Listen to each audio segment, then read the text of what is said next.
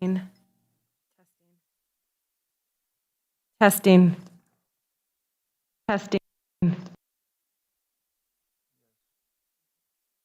That works. Or your click share.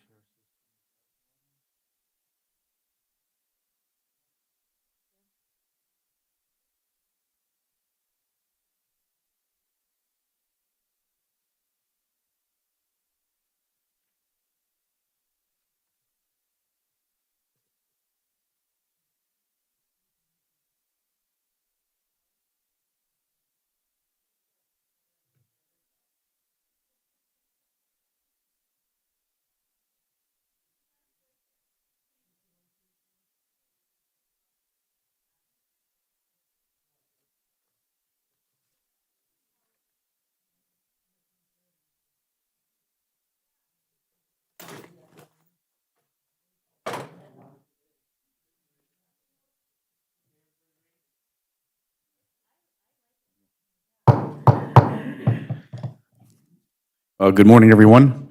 Welcome to the City Council Chambers. This is 8:30 a.m. special council meeting. I will call this meeting to order. Today's date is Tuesday, February 2nd, 2021, 8:30 a.m. There's one item on the agenda, and that's to discuss the liquor violation administrative policy and a citation that was issued to a local business, and we're here to discuss the penalty. We have with us today Chief Nicole Matson in the audience, along with Jared Kroll, investigator, and then our city attorney, Brian Lindsay, and we have the full council present. Chris, is there anybody else on the line participating in Zoom for this specific meeting? Nope, there's no Zoom for this specific meeting. Very good, thank you. So this is to discuss the liquor violation penalty, and I know that we wanted to have this discussion, or Brett has requested that we consider having the discussion before we take some action, and so we're here to do so. So first of all, I would like to bring forward some information from our staff with respect to the violation of this penalty. So we could start with Brian, our city attorney, and maybe the chief and the investigator can chime in as well. Welcome, Brian. Good morning, Mayor. Good morning, Council. It's good to see everyone here. So what we've got is on December 28th, there were compliance checks that were conducted around the area. I've gotten some details about the compliance checks. Sounds like they were very well executed. And what we had was one violation. It was both an alcohol and tobacco violation by Miners Incorporated doing business as Super One Liquor. And so what you'll see as part of the materials that we've provided is a summary of the letter that I put out on January 13th. And that letter outlines a penalty, a civil penalty, a fine amount of $2,000. And then I think where we're really going to get to the rub is a license suspension, a 7-day license suspension, which is required to occur within 60 days of the issuance of the letter. And you'll see following that, there's an invoice for the amount that was fined. And then finally, a correspondence from the Freiberger firm for Mr. Mihalik indicating that they can test the violations.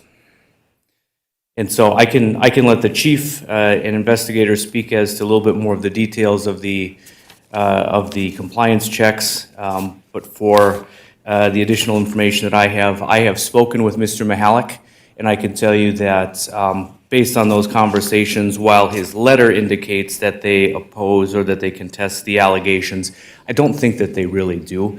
And in fact, Mr. Mihalik indicated to me that they'd be more than happy to pay the fine. It's the suspension portion of it that really is causing them some concern. And so he outlined a number of things to me. Number one, he told me all about the employee who had engaged in the sale and kind of, I think I have her life history.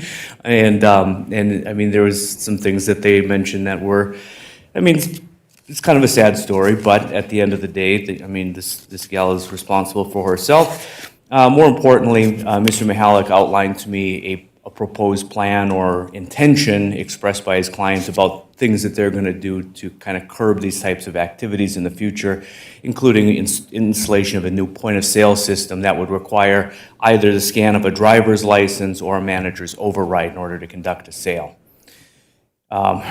So with that, obviously, they've requested that the administrative hearing be set before the council so the council can consider the allegations.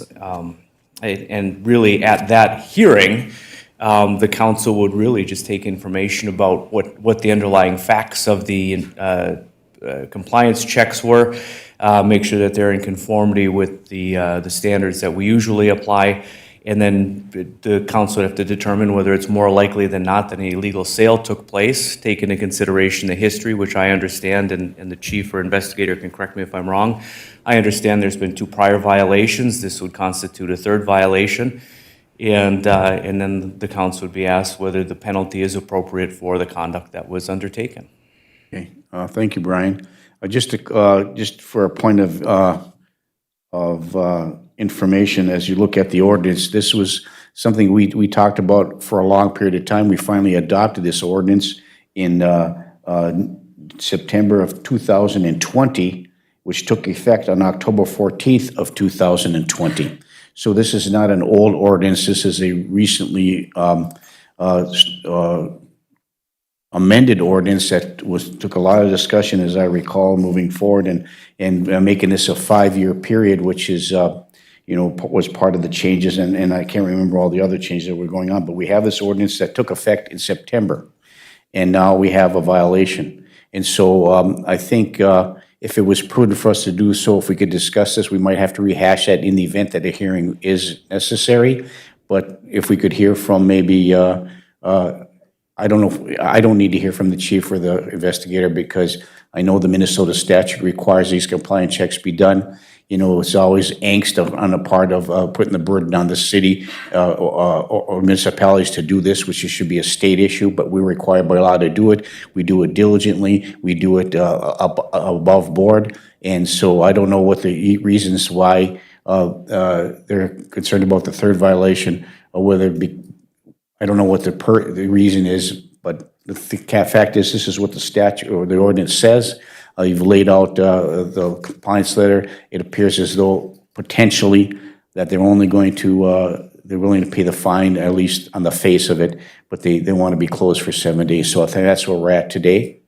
And so I'll open that up for the council for additional discussion, unless you'd rather hear from our chief or Chief Mattson or our investigator Kroll before we move forward. So does anybody have anything right now they'd like to add before we move any further? Could I add one more thing, Mayor? Yes, Brian? The one curious thing that sounds like it's occurred to me, I'm not entirely sure because I haven't gone back and read through old files. It seems to me in my conversation with Mr. Mihalik, he's indicated that this is the third violation within the 5-year period, but it doesn't sound like they've ever actually had a suspended license. And so it sounds, and maybe that is a product of the prior ordinance that was in place, or maybe it's a product of something else. But it seems like they've kind of gotten this far without really suffering that consequence. Okay, thank you. So that's a valid point. If they were under an old one, I don't recall what the old ordinance says, but it's the amended part of the ordinance, which wasn't in place when they had the first 2 violations, most likely. So does that beg the question of whether or not they're actually in violation based upon this ordinance?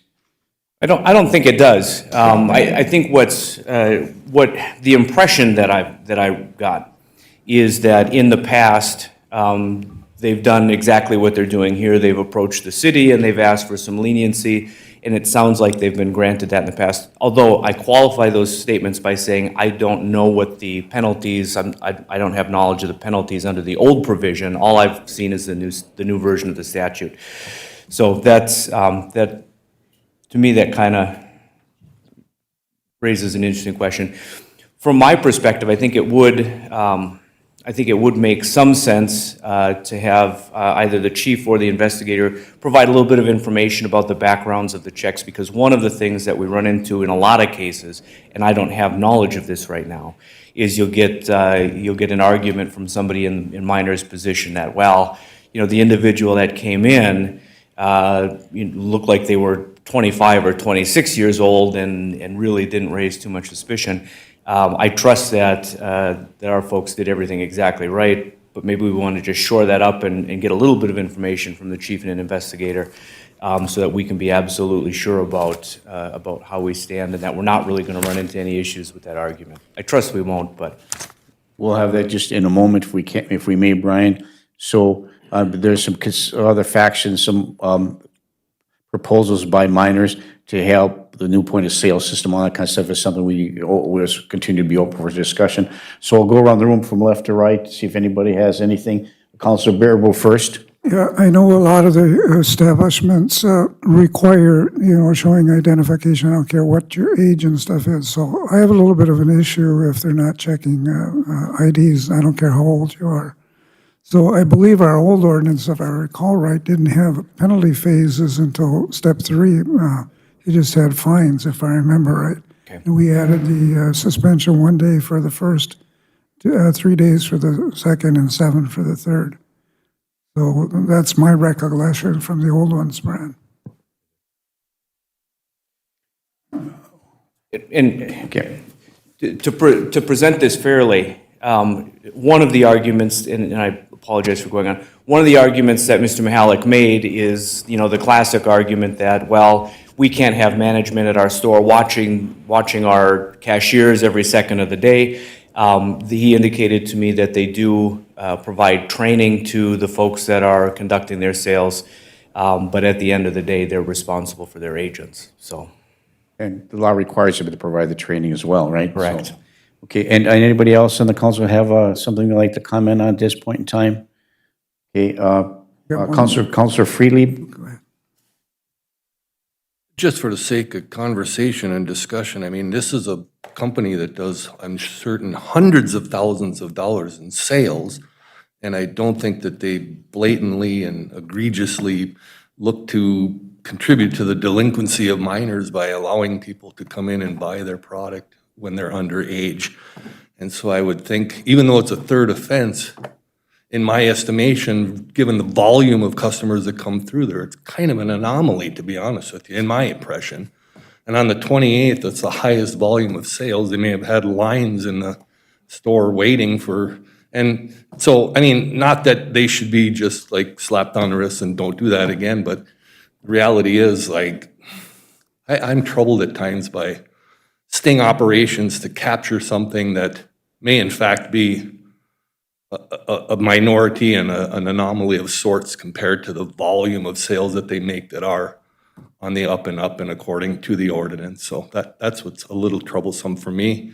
And I would hate to see a business of that nature in our community lose potentially hundreds of thousands of dollars or tens of thousands of dollars over the course of a week of having their license suspended. But I know consequences are in order.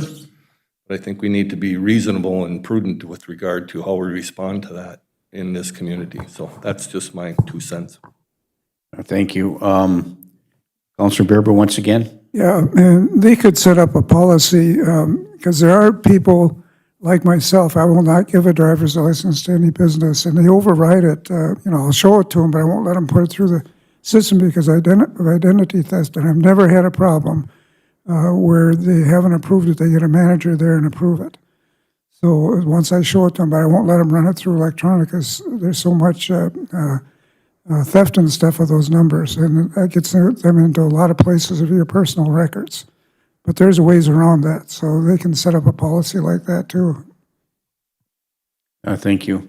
A final piece of information, it was relayed to me by Mr. Mihalik that the clerk that conducted the illegal sale has been discharged. She is no longer employed by minors. Yeah, I received a telephone call from a number of people regarding support for her, and I advised her that this was a legal matter that would be handled through the council and appropriate police and legal and follow the law. So, well, when you we either hold people accountable or we don't, whether you're Rocket Liquor, whether you're Super One Liquor, whether you're, small, we either hold them accountable or we don't. And if we don't, we have to make adjustments here because, you relieve one, how do you move for the others too? So, Counselor Johnson.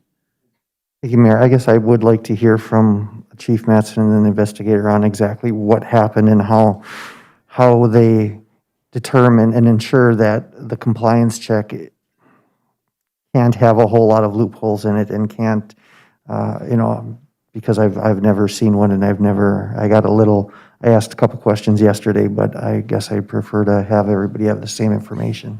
Sure, if you'd come up, please, Chief, and Chief Mattson, Investigator Kroll.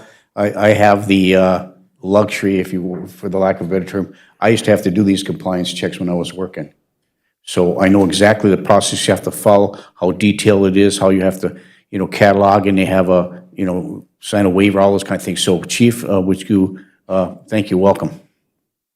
Mayor, Council, good morning. Not to reiterate what the mayor had said, but we are by law obligated to do compliance checks on tobacco license holders and liquor license holders by the state. To get that license, they are backgrounded and asked the question if they've ever provided alcohol or tobacco to underage individuals. So to complete our compliance checks, I think we're a pretty fair department. We have a company right now or a state agency where we actually do 2 rounds of tobacco a year. The first round is through grant money, and we have on several times purchased a lot of cigarette packs we hit every business, and that is basically a warning to them that we are doing compliance checks, and we normally do a second one where we do not give the warnings. Statistically, like I said, the numbers are recorded through the grant that we are allocated with funds to purchase the tobacco. And like I said, the alcohol, we basically fund ourselves to do the compliance checks. With the change of tobacco from 18 to 21 years old, how we do the compliance checks, we pick an individual, obviously under the age of 21, have them go into the business. I'll have Officer Kroll hit on it a little bit more, but Officer Kroll is with that person in our unmarked squad car, provides the individual money to go into the store. The individual is told, do not deceit if they are asked to see your underage. And I don't know if all of you have seen an underage Minnesota driver's license. It says under 21. It's plastered on the entire driver's license. It's a different color. It is highly visible if you know what you are looking at if you are IDing people. So the individual goes in, attempts to purchase, and a lot of our businesses around here, tobacco and alcohol, they refuse the sale, and they will actually grab the underage license and call us and say, hey, we have a person in here trying to buy tobacco and alcohol. And we get it either through dispatch, yes, Detective Kroll or Detective Kelly's outside, and they go in immediately with the person and say, hey, we are here doing compliance, great job. Or, unfortunately, you sold to this individual, and this individual, here is the driver's license, is clearly under 21. And they get the clerk's name. Obviously, we write the business name, write the date and time of sale, and we keep the receipts with the money that's provided and using, if you want to say, the informant to do so. Some businesses have had more violations than others. We pick a random day out of 365 days a year. Super One per se, 18 they got it, 19 they got it, and 20 they got it. 365 days of the year, we are going in one day, and I do believe if the individual you have used to do the purchases, this is not the first time they have done them for us, so it is the same individual going into these businesses, which a lot of our businesses have the same, employees that are working, and they recognize a person during the year. It is hard sometimes to find an individual to do this because of the fear factor of going in. People aren't comfortable doing it, so the individual we used it's the second round of the buys. Like I said, the individual came out and provided from Super One the Truly pack here, the shot, and a pack of Newports, which we got a receipt from, and ultimately went in and advised the clerk and the management. Kroll did on the day on the 28th that he did do the purchases. So, like I said, it's not trickery. They are going in. They provide their ID if the question is asked, and if not, like I said, that Minnesota ID is plastered under 21, like it is very visible. It is a person that's not under 21. And if I may ask, before we go back to Counselor Johnson, if I may ask if you still do this or not, is, you screen the individual, you have a file on that person, this person signs a waiver, and those kind of things. And so part of the instruction portion of that, is it still the case where if they go in, and even if they don't ask for an ID, if they say, are you under the age of 21, they have to. Answer truthfully. They have to answer truthfully, right? Yep. So there's a second phase of checking that they're supposed to be trained to do. Correct. Okay, thank you. Counselor Johnson. One of the questions you answered was about the prior dates. So it's been 1 year, and hasn't Super One Liquor only been open for 3 years? Or 18, I believe yes, 18 they opened. There was a alcohol violation, 19 and 20.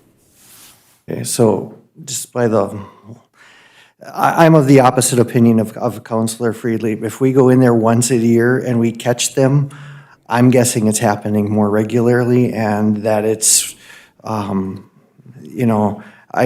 don't think, and the other question I have is, do we not have any records of the previous compliance checks? What the city sent them out? Yes, Pam has all the records, and so do we. We pull a case number when we do them. All the businesses are added, and if there is any violations where we write the tickets, the clerk's name plus the store owner or manager at the time is included in those. We have them back as far, we've had to do compliance checks as long as I've been here. They have to be done once a year, minimum. Okay, so we have, and all of our local establishments were made well aware of our ordinance changes and our fines and everything. If I remember right, we advertised, and Yes. so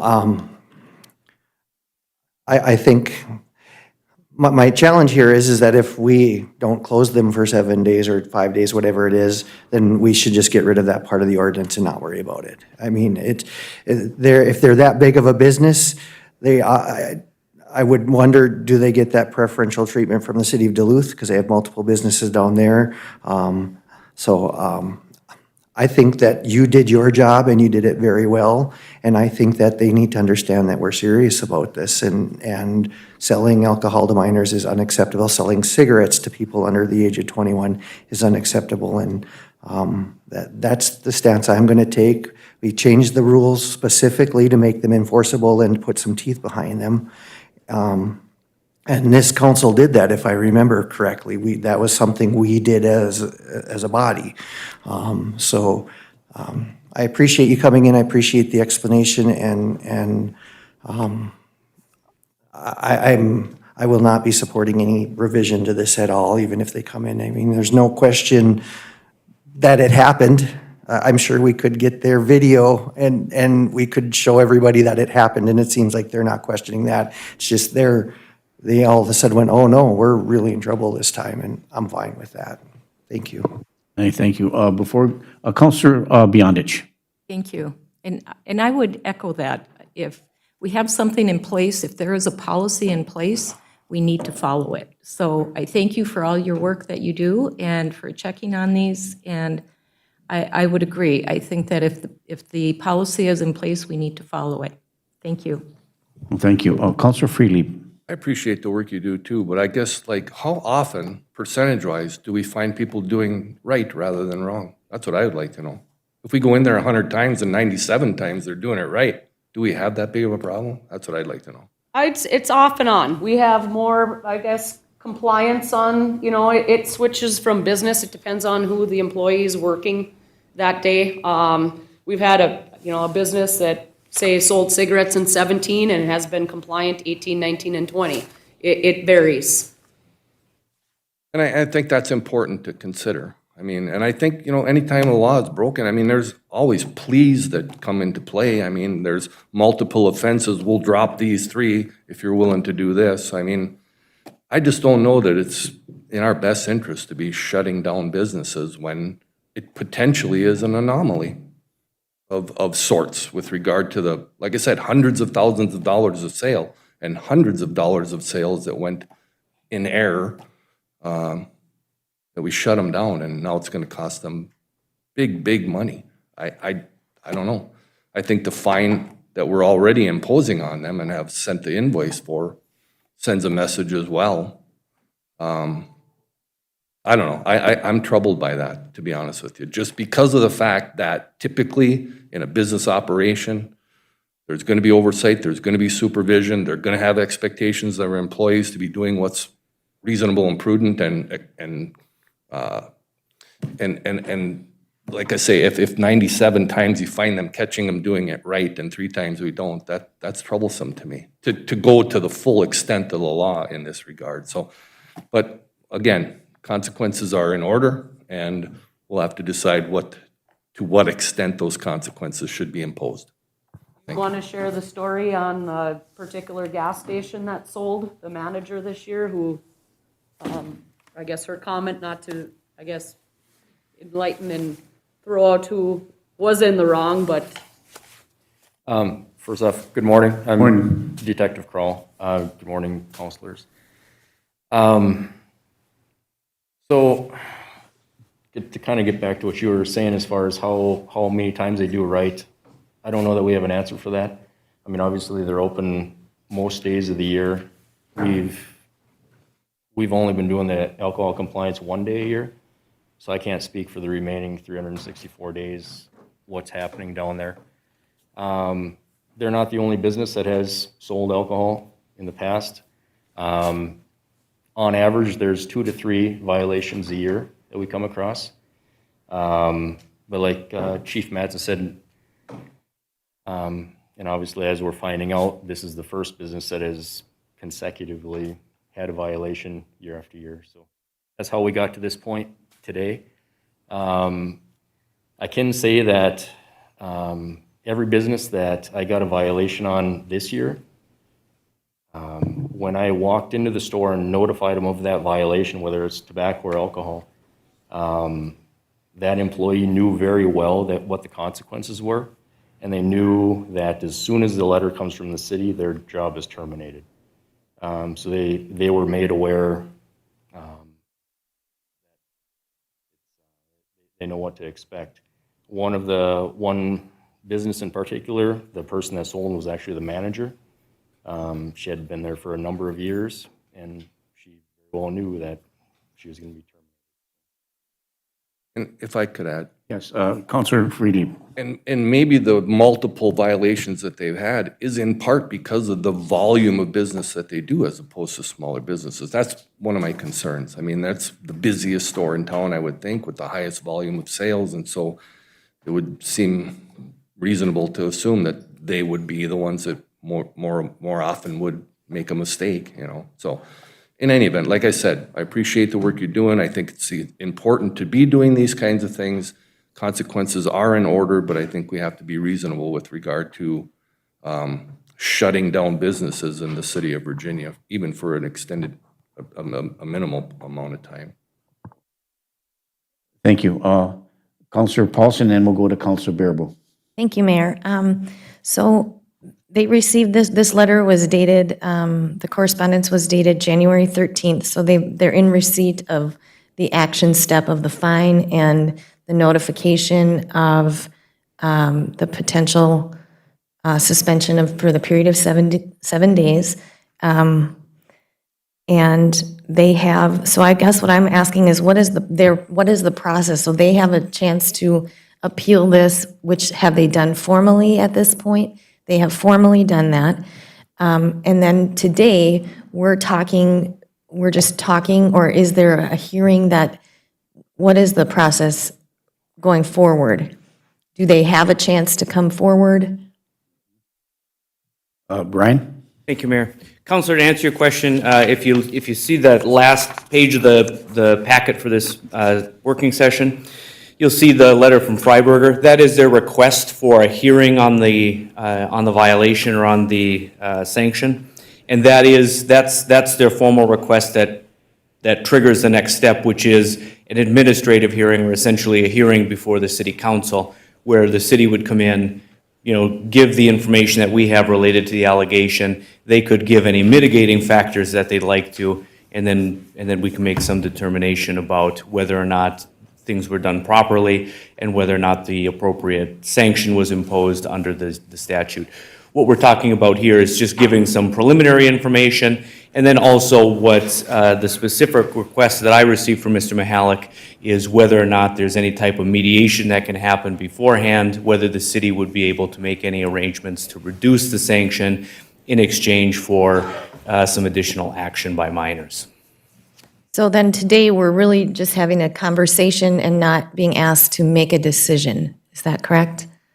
Correct. We don't necessarily need to make a decision if the council is open to some sort of arrangement. And there's a number of options that are available to the city. I mean, the city can, as the one side, I'm kind of hearing, we can stick to our guns. We can say, here's the sanction that you've been given, and that's the end of it.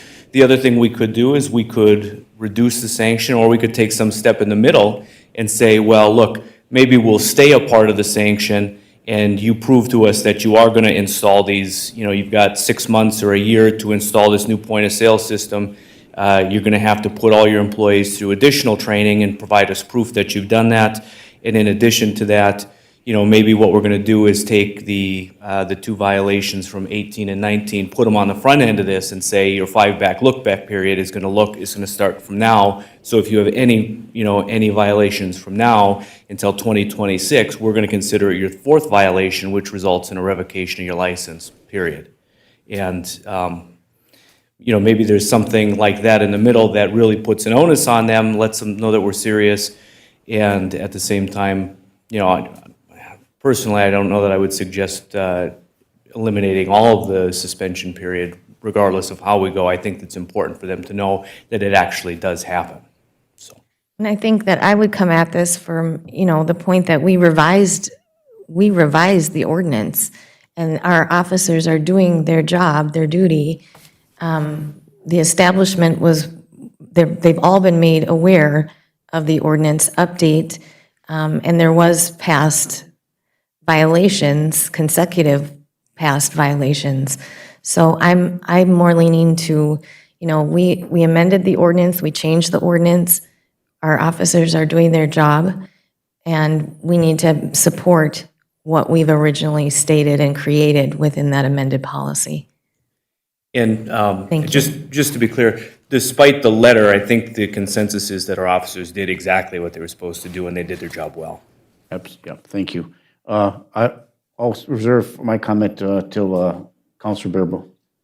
Yeah, I've been around a long time on this city council, and this isn't the first time this has come up. We have actually revoked licenses, and I believe our chief will tell you that over time under the old ordinance because of the violations and the type of violations. I think we're doing a disservice to our police department and the state law if we don't invoke the penalty that we've instituted. We just finished upgrading this in October of 2020. That's just a couple months ago. And I don't think we should renege and have any leniency on this period. I think we need to set an example. If we don't, you're going to see lots more of this because the word's going to get out. And if we're not doing tough compliance checks through the businesses, you're going to see more and more of this. I think they've had 2 chances already. They know what the ordinance is. I don't want to be lenient. That's my personal opinion. Because what would happen if an underage person bought this stuff without knowledge and not a check, and they ended up getting in a car accident, getting killed? Who's going to be liable? The business. They're going to be liable. Not the individual, but the business. Because they're going to go after the deepest pockets. That's why I think you need to enforce our ordinance. That's my reasoning behind it. Thank you. Okay, thank you. I know we're running a little short on time, but from my perspective, the purpose of an ordinance is to require compliance. And if you're not complying, there's a consequence for not complying. But the goal and objective for us is to make sure that we, whatever it is, that we gain compliance, whether it's from a business, whatever the case may be. And so these enforcement checks were to ensure, to check to ensure that they are complying with the law. And in these particular instances, on 3 separate occasions in 18, 19, and 20, that was the case. They did not comply. And so how many other times have they complied? How sometimes they have not complied? We don't know that. We just know our enforcement portion of it. But as our city attorney laid it out, we have some options, and I know some adjustments could be made. For the example, we want to make sure that they try to do everything they can to prevent this from happening again. Now, they're supposed to have the training, they know what the law is required, they have to follow the statutory requirements, they have to follow the policies in place that they have to follow our ordinance. So the question for me, and I would ask the city council for the process moving forward, that I would like to see our city attorney, the chief and the investigator and appropriate staff meet with the miners and determine what actions can be taken short of shorting them down for 7 days, and then, come to some kind of agreement. If the recommendation from staff is coming back after their mediation, as our city attorney requested, whatever the recommendation is, I think we have an obligation as a city to follow that. But give them the opportunity to comply, look at other options. I don't know if that's the case or not, but my decision is going to be based on the recommendations made by that mediation session. So I would say, is it prudent to do so? I ask for comments from the council. Councilor Johnson. Mayor, I don't agree with you on that. If we created an ordinance, if we want to, after the third violation, have a meeting and see what the businesses are willing to do, then that's what the ordinance should say. And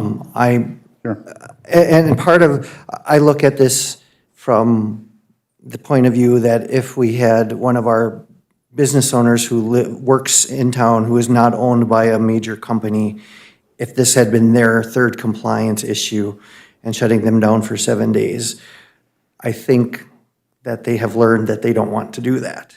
That shutting down a small business for 7 days as opposed to a one store out of a multi-county, miners is all over the place.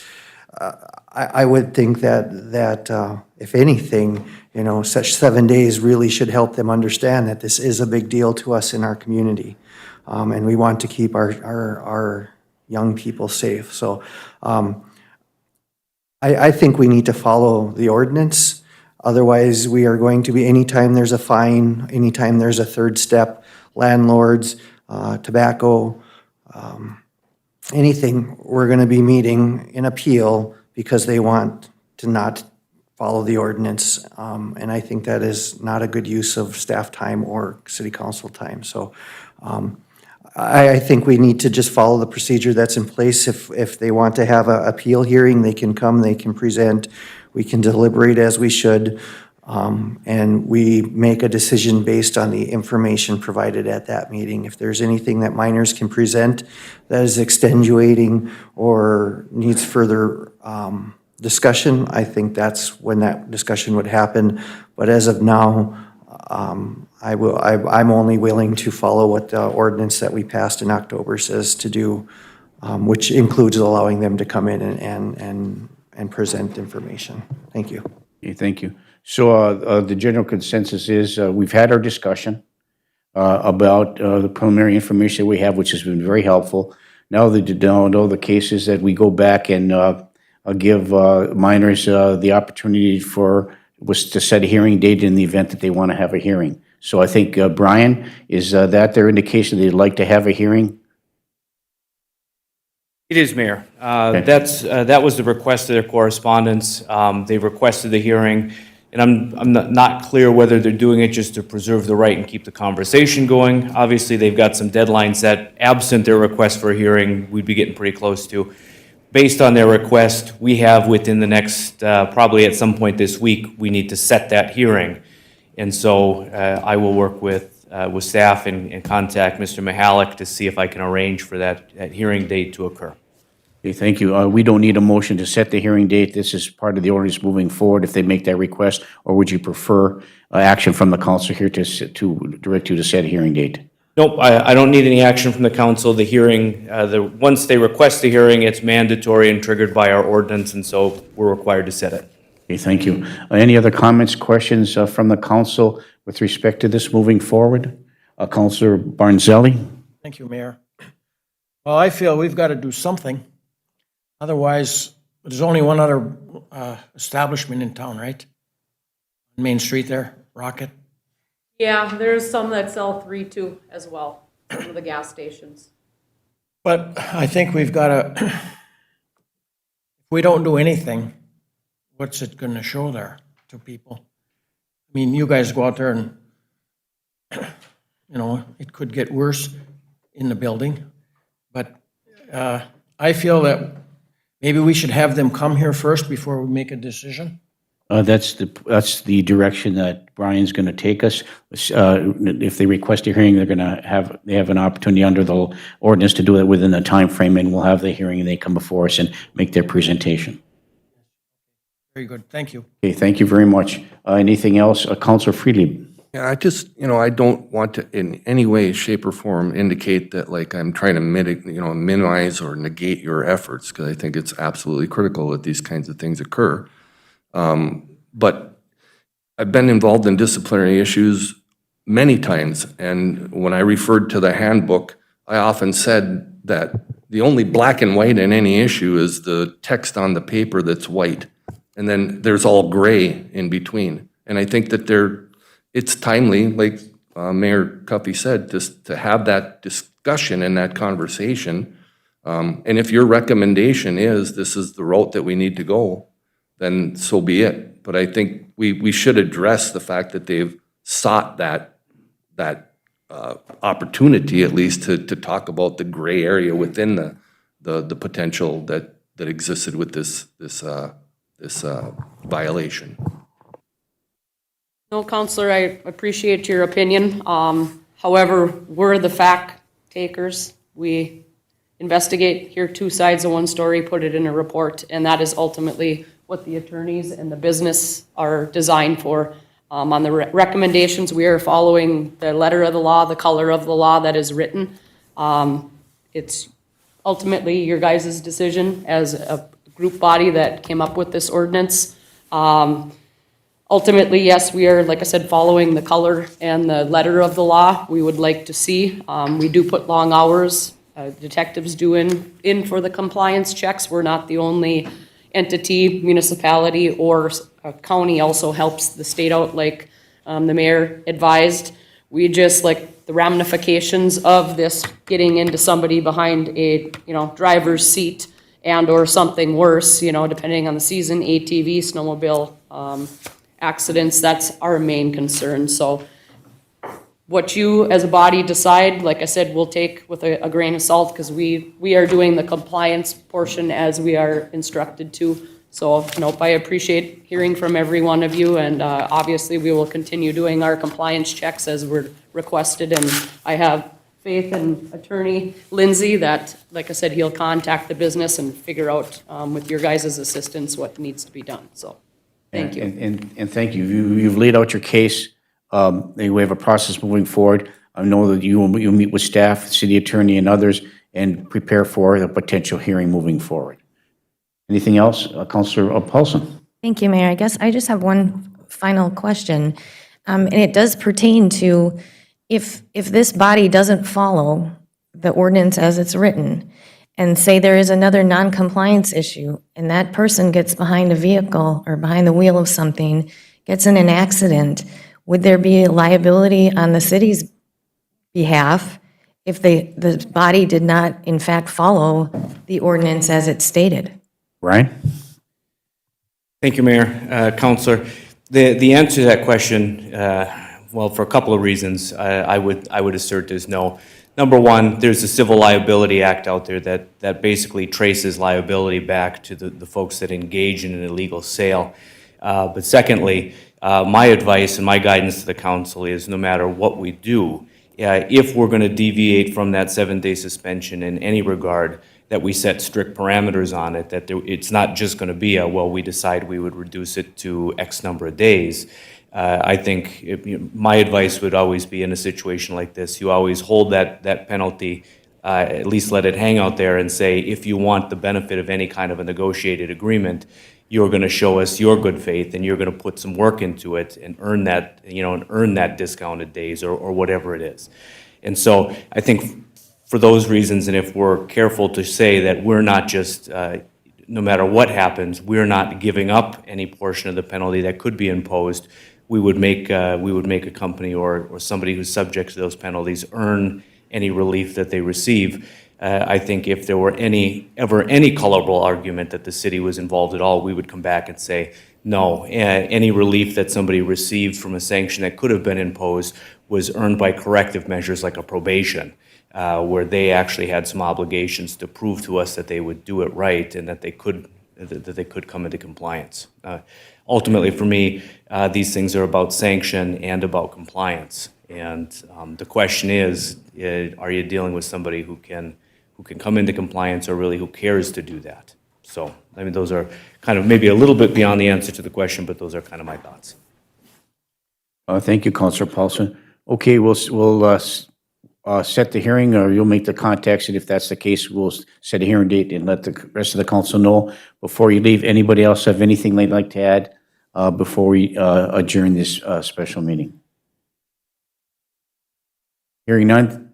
Thanks, Brian. Thank you, Chief. Thank you, Investigator Kroll. Appreciate it very much. This meeting is adjourned.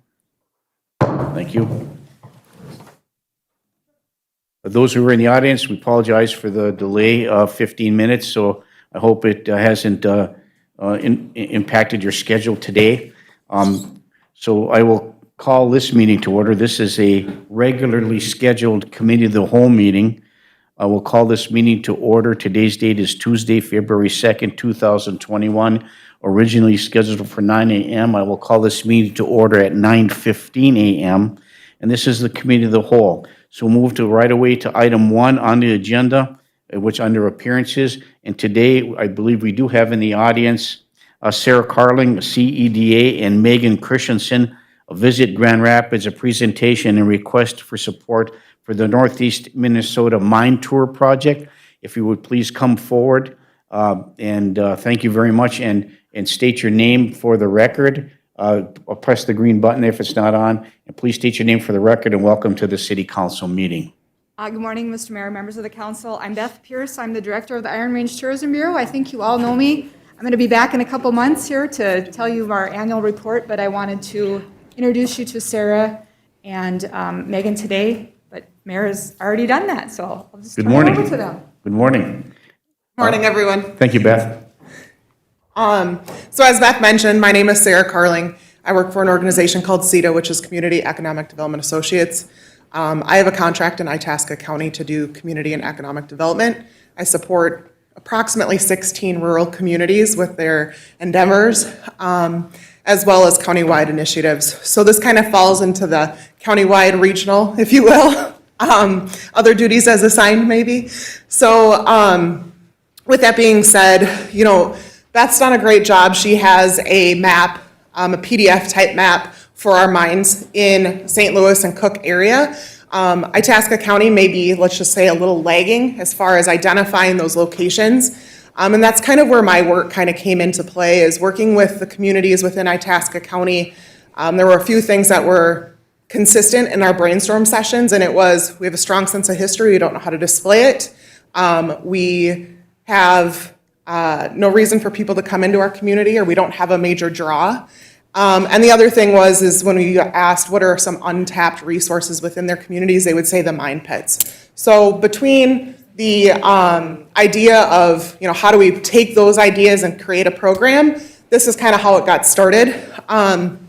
So I started partnering with Megan Christensen at first, and we started talking, and then Megan used her network to get Beth, myself, and Megan interlooped within this project. This project's a great project because it allows for families and individuals to explore our region while also learning about our history, why mining is important, and how it's impacted our area economically, and how it's created the communities we're in today. We're also thinking about, you know, how this is a positive economic driver to your area, because it will drive other people into your community and it will allow them to spend more time. We'll get into like how that might happen when we go through these slides, but we are actually collaborating with quite a few organizations to date. That would be myself, Megan Christensen, Beth Pierce, Lila Crow with Itasca Historical Society, and also there's ARDC, and Charlie Moore with ARDC. So we have basically been, do you know where our slides are? Oh, you're fine. I'm trying to go off memory. I'm getting old, so bear with me. All right, but yeah, so we, like I said, with Artie, with the Club Mesabi. So the Mesaba Trail is also really important in this project because a lot of the locations that we've identified also accompany the Mesaba Trail. So though we've identified that most of the visitors probably will be drivers to these locations, folks that are utilizing the Mesaba Trail will also have another advantage as far as ways to learn while also recreating. So with that being said, if you want to go to the next slide, you're going to see a map that has this layout with pinpoints. This just kind of shows you a wide breadth of how much area this is going to cover. So for an example, it goes from Cohasset all the way to Silver Bay. This is impacting 22 to 23 communities with 30 identified locations. So this is quite a big project and undertaking, just so you can understand the breadth and the scope. As I mentioned, it's impacting 22-ish communities. Next slide, Meg. In the next slide, like you can see, we've got you guys listed with 3 identified locations. These are not stagnant. Like you guys, if you want to identify a different location, that's what we're here to ask you for. These are just ideas to get us started. Within these locations, there'll be interpretive signage, which will tell the story, talk about the impact that it's had, the amount of ore that was taken out of the ground, whether it's an active, inactive, or reclaimed mine. And then, you know, if there's a unique story within your community or that mine pit in particular, we can share it at that time. So as you can see, quite a few communities listed. I'm going to turn this mic over to Megan for a little bit so she can talk about the video mapping portion and kind of go into how this is going to create more of a technical experience for the users that are going to be exploring this opportunity. Good morning, Megan. Morning, Megan Christensen. I'm the Executive Director of Visit Grand Rapids. So I've done 2 of these video mapping projects already. I helped oversee the Grand Rapids Art and History video mapping project, and I helped with the Edge of the Wilderness Scenic Byway. So this is the Edge of the Wilderness Scenic Byway. It's their, it's called an Esri map. It's a georeferencing map that allows you to tell a narrative perspective. No, that's okay. I'm just gonna, you guys have this in front of you, so. We have it in front of us, so. Yep. We came prepared. Inconvenience for the people in the audience, but we'll get it. Yeah, it's all good. Okay, so the Esri map has an overlap on the background screen that always shows up, so you can zoom in, zoom out. It's kind of like those maps that say you are here.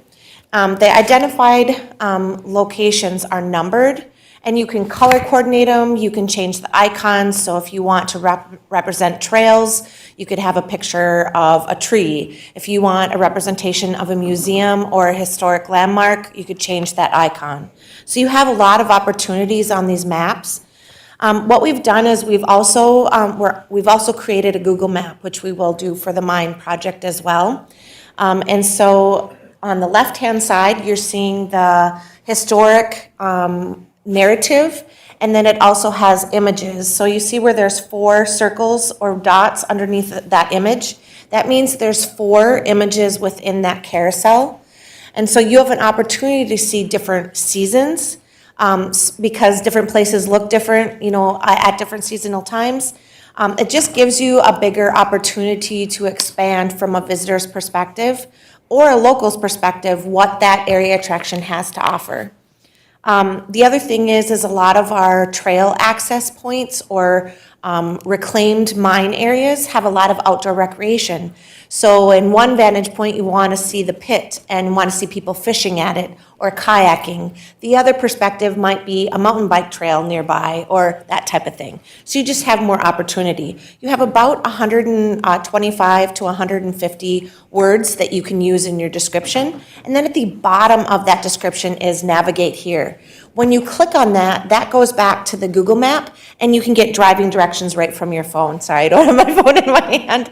But all of this is mobile friendly. So you can look at it before you come to town, you can look at it while you're in town. And because we're creating the Google map, we're doing search engine optimization for all of these communities, that when people search when they're in your town, things to do in Virginia, this map will come up because it is a Google map that is created for the public. And then we're also going to do some optimization on the back end from a search engine optimization standpoint so that it gets seen when you pull up mines in Northeast Minnesota, mines in Minnesota, those types of things. So this is just an example of what we have done before. And does anybody have any questions? Go ahead. Mayor, I have a question. Counselor Bearable. Yeah, I just happened to have been at a meeting on Thursday, Rams meeting. And I think you guys need to coordinate with Minnesota Discovery Center because they're putting together a listing of mining stuff for videos and stuff for schools for all over the place. We just donated $5,000 toward their budget from Rams because this is going to go back into history and doing very similar thing that you're doing. Yep. You should coordinate with them. They're just starting this. You're farther ahead, but they're going to do the actual video from the old history to present. So you might want to contact them. So we will. They are on our list. Sarah says there's 3 of us involved and there's over 20 communities. So we're all taking our parts in this. My expertise is the mapping side and the marketing and promotion side. So because I've done 2 of these projects already, the video and photography is the biggest assets that you're going to receive. We will be telling the history, but the video perspective is your community's opportunity to not only share the history, but to showcase the best that you have to offer and some of those hidden gems. And we believe that our mines are our hidden gems, that we have got to get people to know more about them as an opportunity to draw new people to town, not just to vacation, but to bring new businesses here. If you take a look at the mountain bike creation, the trail activity there, you take a look at our ATV expansion, our snowmobile opportunity for winter recreation, and now you take a look at the four-wheeling trail that they want to take from one side of the state to the other. Those are all opportunities to have people live in your community too, because it's amenities that people want. And because of COVID, people are seeking those small rural places to live because they can literally work anywhere. Thanks, Meg. So as she mentioned, this is a phenomenal map that you guys are looking at. It really brings us back into is there a question? Sorry, Mayor. No, go continue, and then I think Counselor Johnson will have a question later I've on. Uh, got just one more comment, Mayor. Sure. The individual that's heading this at Discovery, Minnesota is Jordan Metza. Jordan Benson? Metza, Metz, oh, okay, okay, you know, he was Nolan's right-hand man for a while. okay, But he's the one heading this up with the whole staff there, so perfect. I think it's a good thing to coordinate, otherwise you're Absolutely. gonna be duplicating things. No, and I think the 3 of us welcome all the partners we can get and all the brains to collaborate and create better stories and market at different areas. So I appreciate that. And they, like I mentioned, they are on our list to reach out to. Thank you. Yep. Please continue, thank you. Yep. So, you know, I think we've already kind of touched on what our goals are as far as creating an area to explore, get people out to different communities. One thing we haven't mentioned yet is on those interpretive signs, we'll have QR codes. So for example, if someone's in Virginia and they're at one of your locations and they don't know about this route, while they're standing there reading or looking at historical pictures on this interpretive sign, there'll be a QR code that they can use with their mobile device and scan it. And now this map and this tour will actually display. So if somebody were in Hibbing and they're all of a sudden, you know, it's a rainy day or it's just not the best day to spend on a lake, or they just really are history buffs, and they scan that QR code, they're going to discover that there's an entire area out there that's laid out for them to have like a mine field trip, if you will, and it'll bring them to different areas. We've kind of mentioned, you know, taking the highlights of the community. So one of the other things that we'll be doing with this project is working with you guys to identify at least 10, a minimum of 10, max of 10, amenities. So outside of the mine pit itself that we've already identified, there'll be key points that you can also highlight within your community. So it's not just the mine pits. We could say, here was a historical location. Here's a really great park you could visit. So maybe you can capture those visitors, and instead of them spending those 3 locations, now they have 13 locations to visit within your community. Those can be businesses, parks, old historical sites that no longer exist. So just kind of keep that in mind as well. So I just covered that as well. So we'll fast forward to the draft budget, if you will. With the draft, just so you guys, we want to try and be as transparent as possible so you understand what our budget looks like and where we're going with this. The Esri mapping is that portion that Megan was talking about with the overall map with the pinpoints and the information and the photos. Then you also have the videography, photography. As Meg mentioned, all of the video, all of the photography that's taken for the city of Virginia will be shared with you that you can use to update your websites, to do social media. So all of that is also yours to use as you see fit. But there'll also be those links in that mobile app that will show those videos, show those photography, and highlight those areas. So if someone is in Hibbing, they can see what they're going to be expecting when they get to the city. Quick question. Yeah, So that this information is not proprietary? say again? It's not proprietary? No. Thank you. Yep. Right, Megan? Correct. I wanted to make sure. Got to get with the mastermind. thank you. All right. Outside of that, we're going to have a large marketing campaign between Megan and Beth. They're going to be working on that.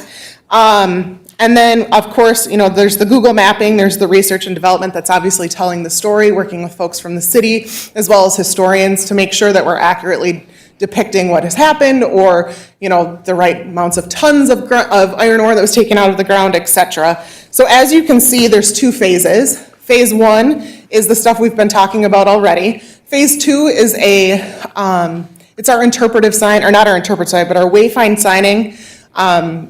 It's working with the Department of Transportation to put signs, like the smaller scenic byway type signs out on the freeways. So as people are driving, if they haven't already made it to a location, they can Google what is the Northeast Mine Tour, and then that will come up and it'll give them that additional exposure. So as they're driving along a highway, they're going to see those signs.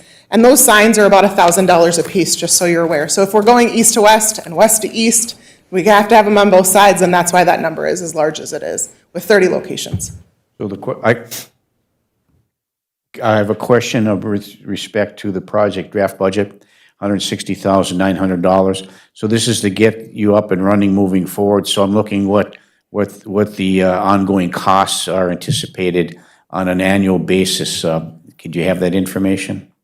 There shouldn't, go ahead. There isn't any ongoing cost, so once this is. This is it, it's all the- one-time you- contribution? Yeah, yeah. Thank you very much. Yeah, so Esri mapping, the Esri mapping, you guys, is not proprietary. Anybody can purchase the Esri mapping software. It's just a GPS mapping system that is interactive. So you can click through, you can zoom in, zoom out, you can see other things in other areas. It's not proprietary, neither is Google mapping. So I'll be doing the Google mapping. I created the map for the Edge of the Wilderness Scenic Byway and the Grand Rapids Art and History project.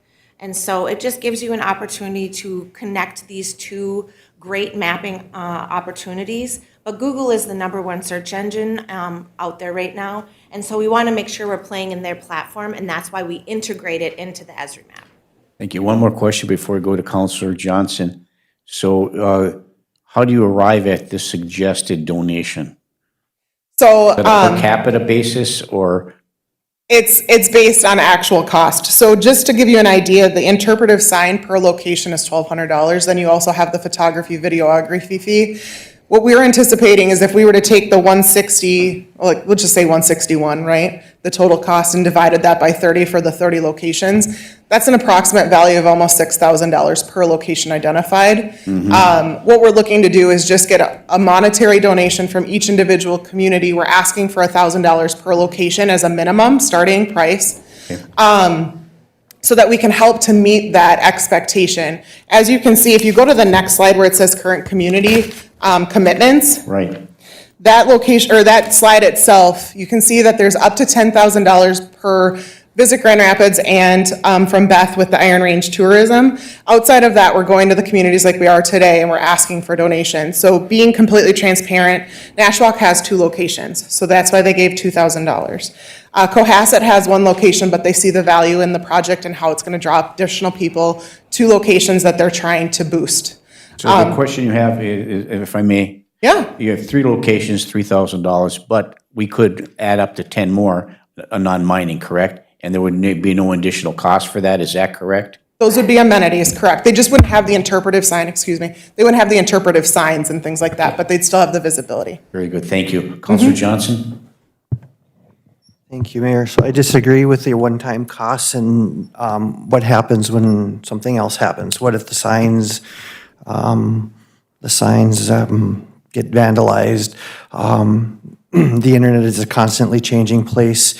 Platforms are going to change. Things come and go. So my question is about the sustainability of this. How do we ensure that our information is accurate? How do we ensure that when whatever whatever you talked about, I forget the name, when they get sold to another company, internet company, and now how do we make sure that that stuff still exists? So the Google map is really easy to update and keep updated. I'm creating that, so that is something that I have a lot of staff that are going to be trained to do the Google map, so that can be edited at any point, and any of your communities can get access to that Google a Google account, Google Maps, so that you can update your own information. From the Esri standpoint, yes, it is going to evolve. There's new formats of Esri maps that do come out. I don't know how to handle that. It doesn't mean your map goes away. Your map is still there. It's there in the secured software. We are uploading this to our site. You guys can upload it to your site. So where the Esri mapping is housed is up to you guys on where you want to store that. The Esri map can be updated at any point as well, just like Google. ARDC will charge a fee to do that updating. From my standpoint at Visit Grand Rapids, I want to keep it up to date. So that is something that I'm willing to commit to. It's not something, because the amount is going to be minimal of the updates that are needed. It's a couple $100 here or there. Visit Grand Rapids can handle those updates. If you guys have updates, we can handle that little minimal fee. I'm not going to come back to the cities and ask that. Yes, signs can get vandalized. We can't control that. So I guess, yes, that could be an additional cost down the road. I guess we haven't really thought about the vandalism as signs. I can tell you that the Esri mapping has been around for well over 30 years. There's just new platforms that are created. It doesn't mean this map goes away. And then we had a video done of the city a couple of years ago already. I mean, if I remember right, there was a videographer and people around town. So the other concern I have is the one I always have when it comes to a donation is can the city legally donate to a nonprofit, or is this something else?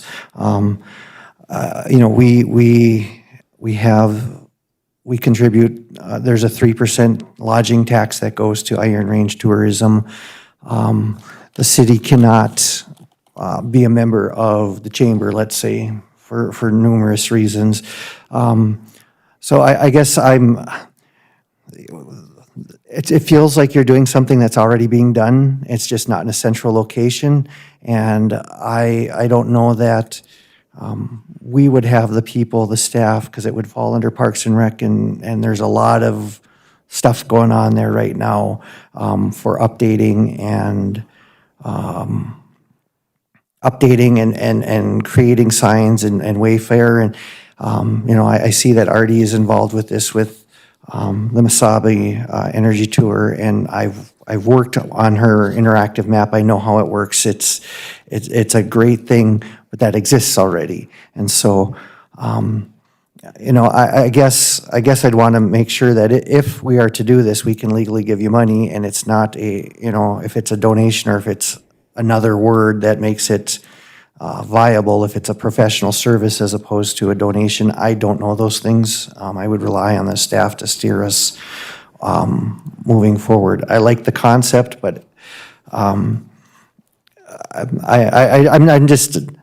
it doesn't fit in my brain like this is a for sure thing. So I appreciate the time and effort, and I understand what you're going for, and I wish, it would be great if somebody like the IRRB had a department to do this for all of our cities, and you could work with them. That would be the way this should work, because, you know, you don't have, you know, there's different sites that aren't on here that might necessarily aren't directly mine related, but are a key component of why we're here, logging industry, you know, Lake Vermilion and the gold rush and the gold mining that happened 100+ years ago. So that's the stuff that's bouncing around in my head and where I'm at right now, and I appreciate your time. Thanks for coming in. Thank you. Councilor Beyondich? Thank you. I appreciate all the work you've done in this, and I can see the possibilities of this because my nephew lived in Crosby, and I saw what they did to a small town and turned that whole thing around. I'm also concerned about the dollars. I don't know if the city is able to, you know, we'd have to work through this, but I think what you've done and what you are achieving is absolutely amazing. To be able to put the signs where people can scan with their phone and see what's available in that area. Yeah, it's amazing, and I've seen it happen in a small town that had really nothing, and what it did for that community. So thank you for all the hard work you do. It's amazing. Thank you. Just one last comment. Once again, thank you for coming in.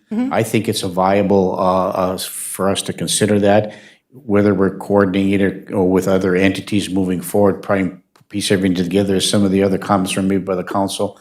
I think it deserves some more scrutiny and review and recommendation from our staff moving forward. So I would like to see us refer this back to staff, have them consider it, take a look at it, take a look at all angles, which includes our community development planner, our city administrator, you know, our Park and Recs commission, and all those kind of things, director, and those kind of things, and to see if this is a feasible thing. It's a partnership that's worth moving forward with and participating in your program.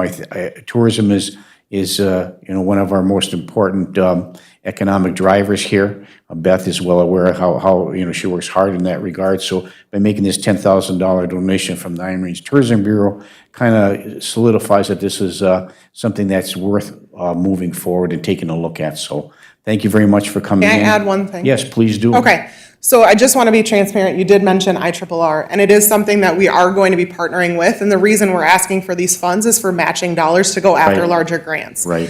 And that's where I just want to be transparent, so you understand that there are moving parts behind the scenes that we haven't had a chance to go to yet.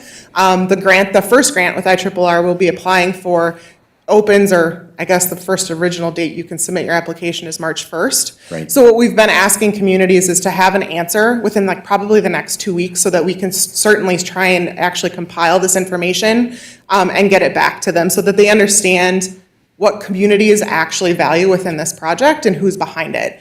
We're also asking for a letter of support for this project, not just a monetary donation. So those are some other things I'd like to mention. And then as far as the staff doing a lot of this additional work, our goal is to take a lot of that work off of the city and put it on our shoulders to work with outsourced organizations, and then bring it back to you, and you give us the final approval. So that way there isn't a lot of additional time coming off of city employees. That cost where you see the $1,200 for the interpretive sign actually includes also the installment of the sign. So that would also be something that the city wouldn't be responsible for doing, just to be transparent when you look at these numbers. Yeah, thank you. I think it's imperative for us to take a look at where the dollars could come from, whether this is a collaborative thing, whether it's an investment that the city should be make as an individual donation to you, or from a larger perspective. I like the idea moving forward. The mapping is phenomenal. I've used it in Arizona and other places, which is, you know, these historical sites, just getting on and looking at it and using a similar project that you have along with using the website of that specific community to add some additional information. So I think it has a viable component to it, and we need to take a little bit look at it. So offer staff take a look at it. They may or may not be able to come back with something by next Tuesday, but we're going to take a look at it. Does any council, is that comfortable with all the councilors here? Councilor Barnzelli? Thank you, Mayor. Are there any campsites in all of these properties? Campsites? Like drive in and camp there for the, There are in certain communities where, well, some of them have identified those as projects down the line, as well as, for example, the city of Nashwauk has camping very close to the mine overlook within Hawkins, and LaRue Pit has some potential for additional advancements. city of Buell has one too, overlooking the pit. Yeah. So, Yep. There's a lot of additional recreational purposes within these mine pits that are certainly maybe underutilized right now. thank you. You're welcome. Thanks, you guys. Appreciate your time. Yes, thank you so much for coming in. I'm going to get his business card really quick. Okay, thank you. Go ahead to Councilor Bearbu. Okay, thank you very much. We'll move to the next item on the agenda, item 200, Building and Grounds, is to review the quotes for architectural service for the police garage repair. In your package, you have a list of architectural quotes, one from DSGW, one from SCH, and one from Encompass Engineering. Take a look at that and look for some questions or comments from the council, and we could bring you up if you like and talk about that as well. My thoughts are that I know that we had talked about extending the police garage based on the insurance and what costs are associated with that, what money we have. And I see these quotes here are not for that. They are for just the replacing the garage as it currently is. So I think I would ask our Public Works Director, Bill Hennis, to come forward and give us some information. Bill, do you have anything for us?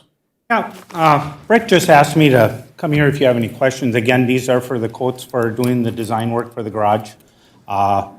Again, like the mayor did mention, this is for the existing garage as it sits. None of the companies will give us a quote for what we may do. I mean, we have to come to that conclusion if we're going to extend it to the south. Has to do with the building that we're tying in and all those things, and mechanical and plumbing that we'd have to be associated with that. So again, this is just for the basic structure that we got now. Looking at the mechanical we have sitting on top of there and those items. Okay, thank you. I guess my thoughts are that this is a one-time opportunity. We should build it the way we want it. So that's a decision we have to make today. I support finding some way of looking at what our needs are to extend that garage to make it bigger, but I reserve additional comments for later on. Councilor Paulson. Thank you, Mayor. So, Bill, these costs would be covered by our insurance. Yes, they're Right now. associated with that. And then anything additional that we would want to do in terms of upgrading or remodel would be, we would need. Negotiate that with our insurance company and where that line gets drawn. And is there a time frame that we would need to conduct that in? Well, we do that during our initial, with all the different disciplines that'll be coming in here to take a look at structural and all those, and what we can actually do compared to what we're actually asking for. Okay, thank you. Appreciate it.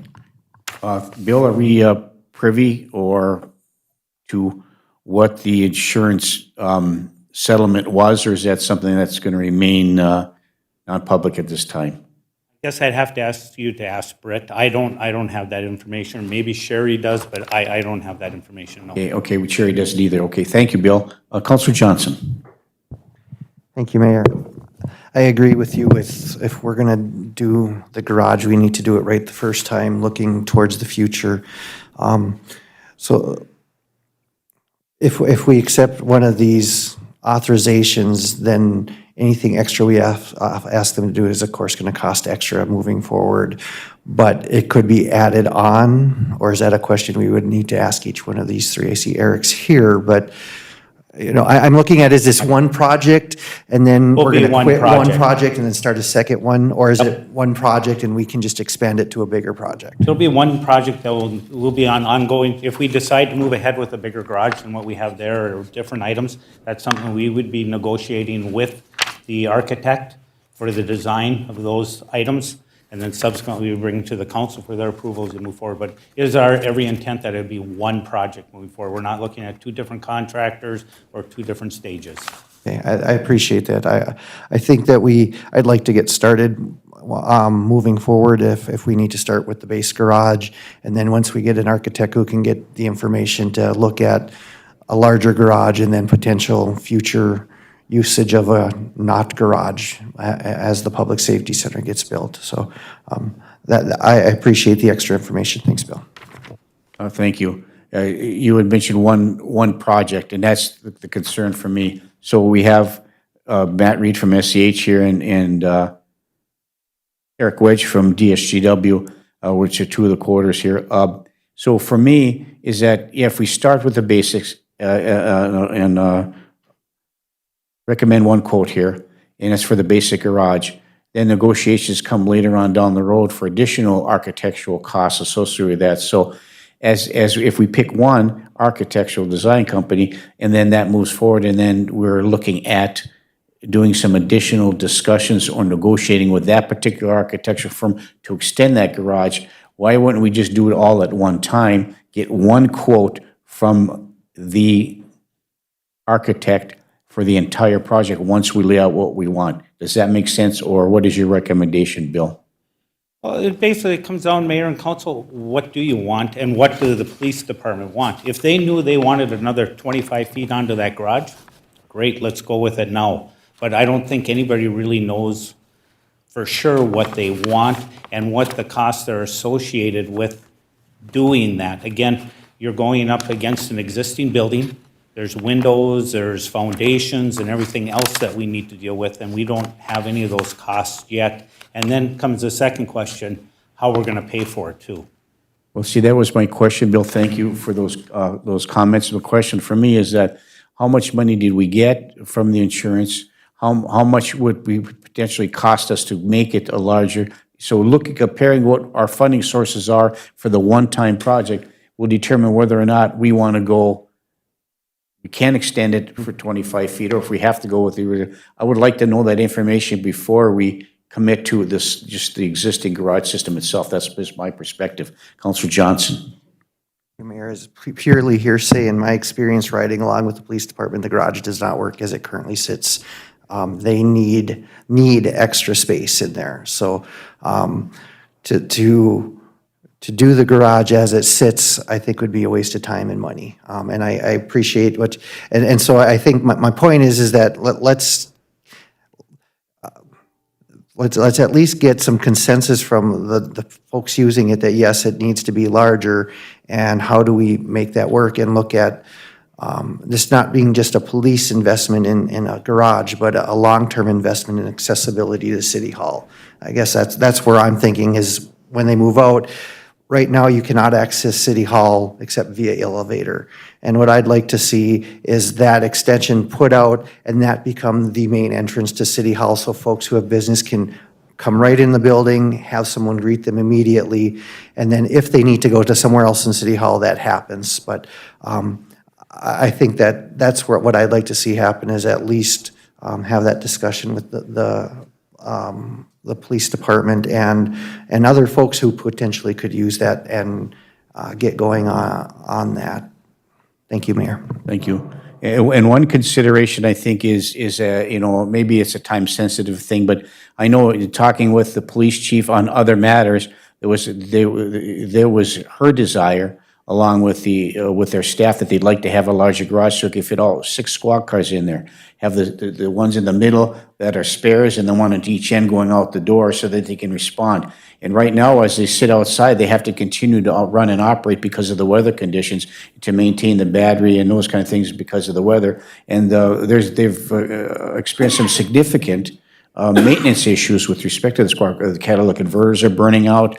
The system is overheating, and the fuel costs associated with that. I mean, they're idling out 24 hours a day for the most part when they're being used, because once you start that vehicle up and it's cold, there's an issue, as you're well aware of, and so they need a place in which to store these vehicles in a climate-controlled environment, and all the vehicles should be able to be stored there. They can't fit all those vehicles in there at one time, plus additional storage that's needed for some of the other ERT and emergency services equipment that you use, the traffic stuff and all those kind of things that are part of where they store their items. So just a point of information. Councilor Bearable. Yeah, I happen to disagree with enlarging that at this point in time, because we're going to be going with a public safety center here that includes storage and stuff for the police cars and stuff down the road. I think we should just renovate the old section, and if we need to, whoever gets the bid on this, they can bid in. If we decide to expand it later, they can bid in as a professional service. We don't need to go out for another set of bids unless it's over, I believe, $100,000. So that's a twofold way to look at it, because the cost of building new is going to be expensive. We don't have the money right now.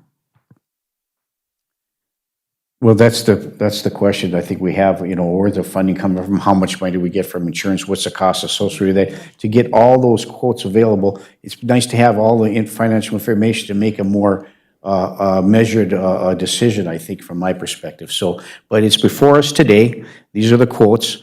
I believe we must have asked for them to go out for quotes, and these are the quotes that are here. So I'm looking for some recommendations of council action. I'll just give you my opinion. I think it, with respect to DSGW, SCH, and Encompass Engineering, that maybe this would have needed a little bit more discussion before we went out based upon the actual need that we had. And so we went out based on the basic garage roof covering and we replaced the garage the way it is. These are the quotes we have. And so we are reviewing the quotes. So we could take some council action, we could table it, we can do whatever we want, obviously. So I'm looking for the council, if you have any other additions, corrections, information that you'd like to share, any motions. I got one question. Councilor Bearable. I don't think I have seen what we got paid by the insurance company. Has anybody seen that yet besides you, Sherry? Sherry? Council, I have not seen it, but I do have a message here from Britt. She basically, if I may, Yes, please, Sherry. because I asked the same question, what do we do now? She said, "We will get enough to cover the architectural costs and to repair the garage as is. Whatever number that is from the insurance company, they will do a replacement cost. The extension is unknown and could be bid as an add alternate, so we can find out what the cost would be and decide if we will go with extending or not. So base bid would be covered by your insurance.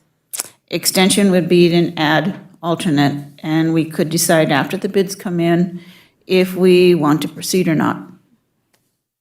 Okay, thank you. So we have the bids for the current garage the way it is for architectural design, and the money associated with the insurance is the replacement of the current facility, the size of the garage. Okay, thank you. That helps a lot.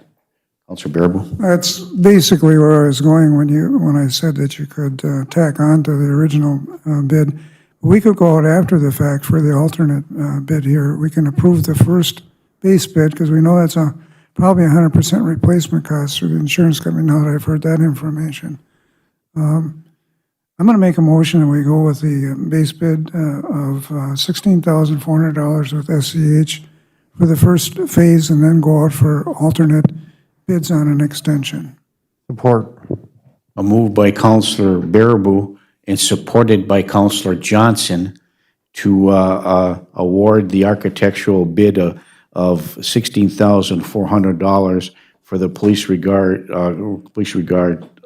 garage to SEH. Is there any further discussion?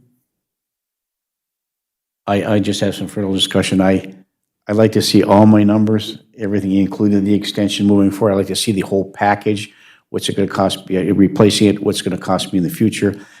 I just need to, I understand we can do this, but I'm just uncomfortable at this point in time without having, look at all what our alternatives are from extension to replacement of the current thing. So, thank you.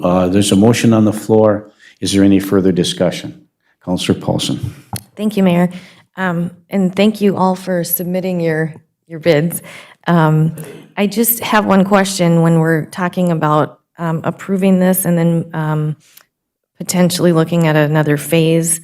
And one of the submissions includes the hourly rates within their bid.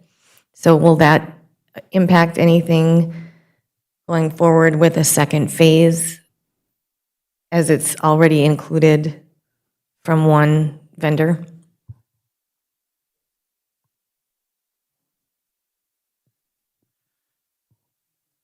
Councilor Paulson, what we'll be doing if the council chooses to award this bid and move forward, we'll be negotiating with this architectural firm, design firm, for the ad alternates. And subsequently, before we move ahead with any of that, once we figure out, again, the size, shape, everything that we need and associated with that addition, that'll be coming before you to approve before we move ahead. Okay, thank you.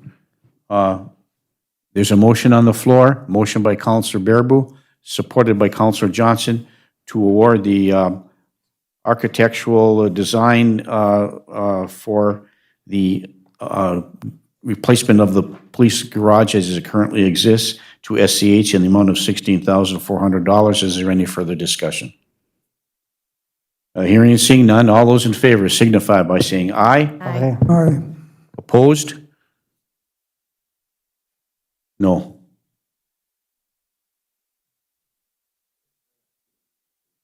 Pardon? Okay, we need the roll call, please. Aye. No. Aye. No. No. Aye. No. Motion fails. Was it 5-2, is that correct? Thank you. What was it? 5-3? 5-2, was it? 4-3, wasn't it? It was, what's that? No, we had Counselor Freely voted no, Counselor Beyondich voted no, Counselor Barnzelli voted no, and I voted no. The way around. Okay, I guess you want to repeat what the vote was, Counselor Bearable? Well, yeah, the vote was the opposite Okay, way, 3-4. would you please repeat? Thank you. Let's take the roll call one more time. Aye. Aye. No. No. Aye. No. No. Motion fails 4-3. I apologize to you gentlemen who put the bid in, so we'll have to figure something else out. Okay. Anything else? Mayor, Counselor Johnson? I would make a motion to refer this back to staff to get more information and potentially more accurate bids. Support. Moved by Counselor Johnson, supported by Counselor Freely, to direct this back to staff for additional investigation and direction and recommendations moving forward. Is there any further discussion? Counselor Bearable? Sherry, do we know if there's any time limitation on this need for the use of the insurance money? Sometimes you put restrictions on. Usually it's a year. Okay, so we got to make a decision. When did the insurance settlement come through? We have not received funds in yet. No, but when did they approve it? They must have sent a letter of approval. We've let them know. I believe, Chris, you've already sent the claim in.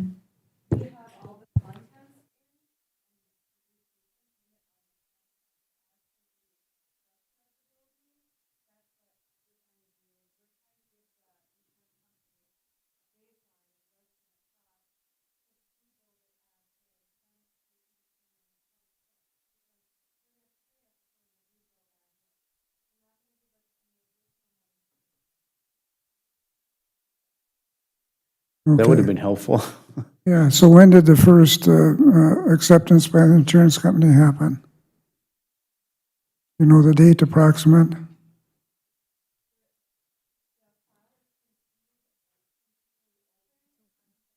Okay, that's the question I wanted.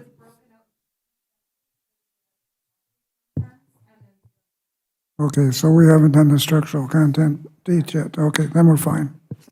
Okay, thank you. So we'll direct it back to staff. They can take a look at it. Maybe we'll have this come before the council again by next Tuesday. Maybe we'll have some more information. I don't know, but it is what it is.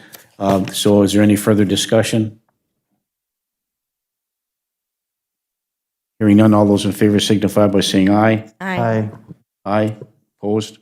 Motion carries. Thank you. Item 2, item 3 under Building and Grounds, review quotes for the proposed Public Safety Center Phase 2 environmental site assessment. Bill, do we have any information about that? Yeah, with the correspondence you have for Britt, again, Right. we did the Phase 1 on the area that for the Public Safety Center, and of course, being with all the previous uses that are involved in that area, it's going to require a Phase 2, which we need to move forward with. Again, corner gas stations on just about every one, the railroad properties, Stavers. So this is to move forward with that second phase to give us an idea what we're going to encounter during construction and ultimately be able to know what we can go through for funding. Okay, so, and who's conducting the second phase? Have we made that decision? Well, this is for the bid for it. It would be our recommendation to move ahead with the low bid of NTS. Okay, very good, thank you. Councilor Paulson? Thank you, Mayor. Did we receive information on the Phase 1? What contaminants or what, did we receive any information on that? Yes, we got a quite lengthy document. It's available electronically. Again, like I said, you have previous from railroad property on there. You have Stavers, of course, adjoining to one end. If I remember right, there was a couple of gas stations, there was a butcher shop, there was quite a few different businesses in that area that would warrant further investigation to actually see what's in the ground. And then are we obligated at the Phase 2 level of mitigating anything that is found? Once we find it, yes, we will be moving forward with that. We have to report it. Thank you. Okay, thank you. So the recommendation by staff is there's a bid in your packet. Quotes for Phase 2 of the environmental assessment for the proposed public safety site. The recommendation by our Public Works Director is to accept the low bid from Northeast Technical Services in the amount of $35,504. Looking for council action. Mayor, also so make the motion and accept NTS as the Phase 2 individual company that's going to do the assessment for $35,504. A motion by Councilor Bearboot to accept the recommended bid and the low bid from Northeast Technical Services in the amount of $35,504. Is there support? Support. Support by Councilor Beyondich. Is there any further discussion? Councilor Freely. So if already things have been found buried under there, essentially. I mean, we kind of the notion that there's going to be a lot of stuff under there. We're aware of items, and subsequently, again, it's all previously used land, and all the land that's there have a high, I don't want to say probability, but it does have the potential for contamination. I mean, we've all been here long enough, railroad property through town, former mining property, and again, just the gas stations. I mean, every corner had a gas station in that area, so. I guess I'm looking like, for example, we've already been tentatively appropriated about 9.4 million, I think, for this project by the state bonding. Is that what it was? And I guess what I'm looking at is like, you know, how much is it gonna cost out of that money that we've been appropriated to just clean up the site to begin the process of moving forward with the construction of a building? I mean, did we consider that contingency given what could potentially be under there? Well, it was, we put a number into that budget, but we don't actually know until you go in there and do these investigations, because that brings in, again, the extent and what you have to do with it. So we put a number in there, but again, we have to go through these exercises to actually figure out the extents and the costs and then subsequently start looking for funding to help with that. All right, thank you. Okay, thank you. So are we, Brian, if you might be able to answer this question, or Bill, are we required all the time to go out for bids on this when we're under contract services with an engineering company?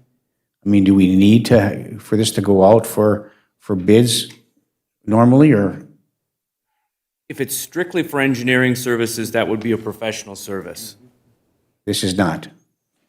Yeah, if there's any portion of the construction that's involved with it, then it would need to go out for bids. All right, thank you very much. Okay, where are we at? Councilor Johnson?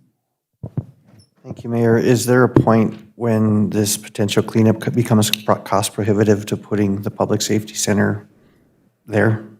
I think that's the point. And how do we? Yep, thank you. And how do we determine that? And then what's the second option?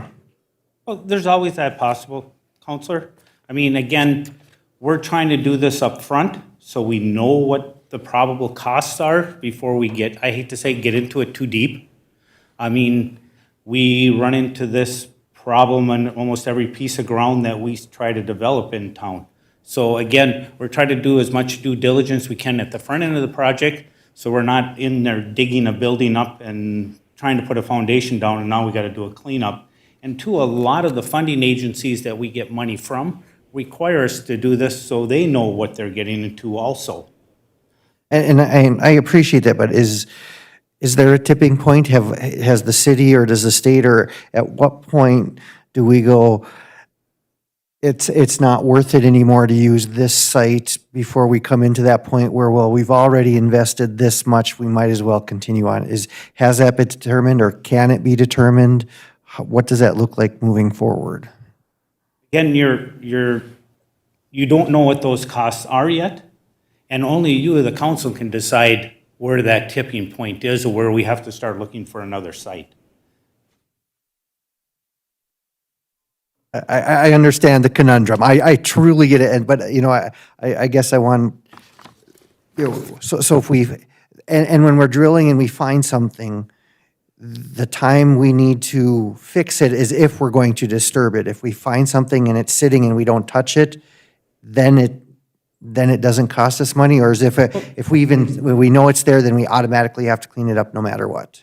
Well, it's variable. It's not a given. I mean, some of the stuff, if we don't disturb it, we can leave it alone. Some of the stuff, some really bad stuff, of course, we have to address that. I mean, we've taken on that liability by punching holes in the ground. So again, it's environmental sciences. You're under the realm of the MPCA. So pretty much you report everything that happens, and then the MPCA comes in with a nice long list of things they want you to do. All right. Well, and I'm sure Chief Lewis will be watching the budget accordingly, and so I have faith in the staff as you're moving forward to come to us and give us recommendations and reports regularly. So I'm definitely supportive of moving forward with this. I just wanted to clarify what the future, if we could afford it, moving forward. Thank you. So it's been moved and supported. Sherry's got a question. Further discussion? Sherry? I'd just like to add, I asked Britt for her input on this. She said as far as funds go for this public safety center, and we get into an environmental issue where it's a little bigger than what we can handle, yes, we would get funds from the state and from the Brownsfield. I think you guys are familiar with that. So there are funds out there to help us. Thank you, Sherry. Okay, thank you. Sherry, any other questions? Moved it, Councilor Bearable? Just one question for you, Councilor Johnson. I sat on the CIRI board for many years and did these environmental things. And you won't know until you've done the study, and then you go out after that to find out from the companies if what the process of bid would be for cleaning these things up. It's not as one thing, so we can still back away after the environmental's done. Understand what I'm saying? Unless there's something really bad that we got to take care of. Okay, thank you. It's been moved and supported. Is there any further discussion? Moved by Counselor Freely, no, moved by Counselor Pauls, was it you, Charlie? You moved it? It's been so long. Moved by Counselor Bearable and supported by Counselor Johnson. It was Maya. Okay, moved by, okay, so you got that? Everybody's pointing at other people, so I'm taking a shot. Okay, so just to clarify, moved by Counselor Bearable, supported by Counselor Beyondich. Further discussion? Hearing and seeing none, all those in favor signify by saying aye. Aye. Aye. Opposed?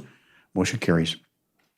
Building and grounds, item number 4, accept plans and specifications and authorize advertising for bids for the Silver Lake Trail. And Matt, if you come forward, and I guess, and I see Brian Silber, our Park and Rec Director, is out there. Just before you get started, just want to clarify that when we make these bids and plans and specifications, we're going to be moving forward. And if you just bear with me just for one moment. And I did have a conversation with our Park and Rec Director just in passing. You know, when we do these bids, and I'm going to give you an example, you know, sometimes it's nice to have local contractors have the opportunity to bid on certain parts of a project. So when the bid is awarded to a specific party, and that specific party, bids it out based upon their contacts.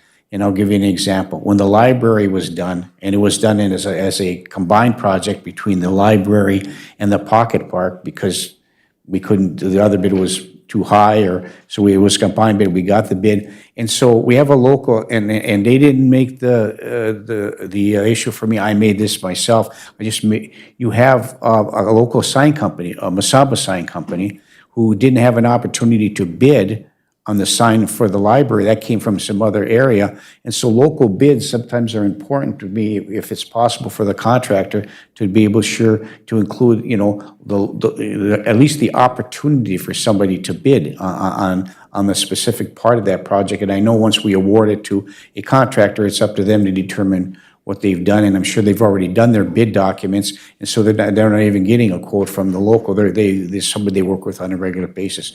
So that being said, as we're moving forward for these specifications, the same thing goes true with the Silver Lake Trail. We're moving forward with those things. Who's going to get, the contract that's awarded, who makes the signs for everything that's going around, and the Wayfair signs moving forward, and all those plans. So those are one of the questions that I have as we discuss this further. So Matt, welcome. Good morning. I'll answer your question first, Mayor. This is a publicly advertised project, so any contractor can bid on it. Right. So if the local people want to bid on it, they have every opportunity to bid, and ultimately the way it's bid for a general contractor, like you were referencing, to get the work. And then who they hire as their sub is sort of up to them. But those subs have an opportunity to reach out, excuse me, and provide bids to those general contractors. So this is a public bid. Thank you.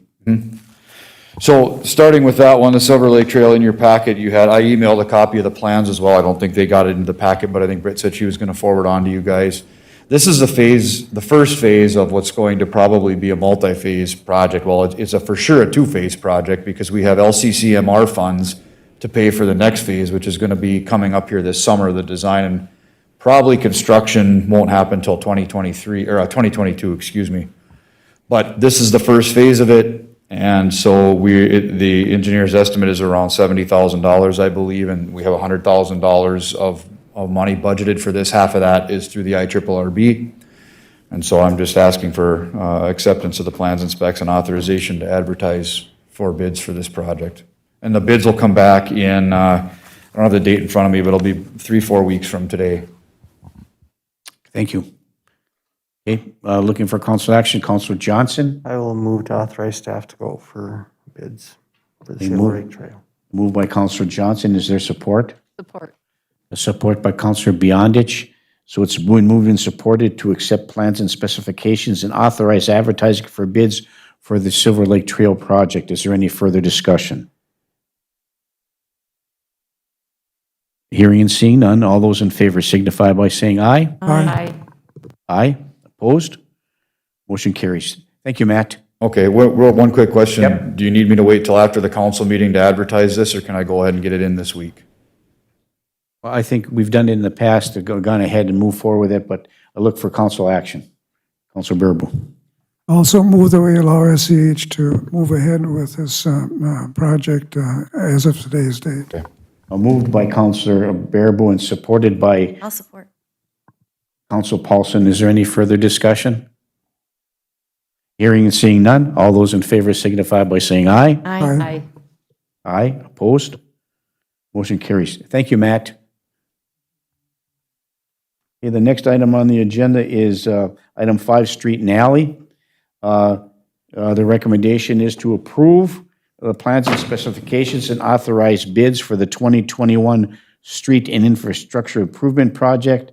Matt, once again. Thank you, Mayor. And the reason I actually asked that question about when I can advertise the Silver Lake Trail project is because I'm going to ask the same question on this one. This one's a little bit different because we've got special assessments, so City Attorney Lindsay might have to weigh in on this one. But we have the plans and specifications sitting right here for the engineer's estimate for the 2021 project that we're going to kick off here. It's ready to go.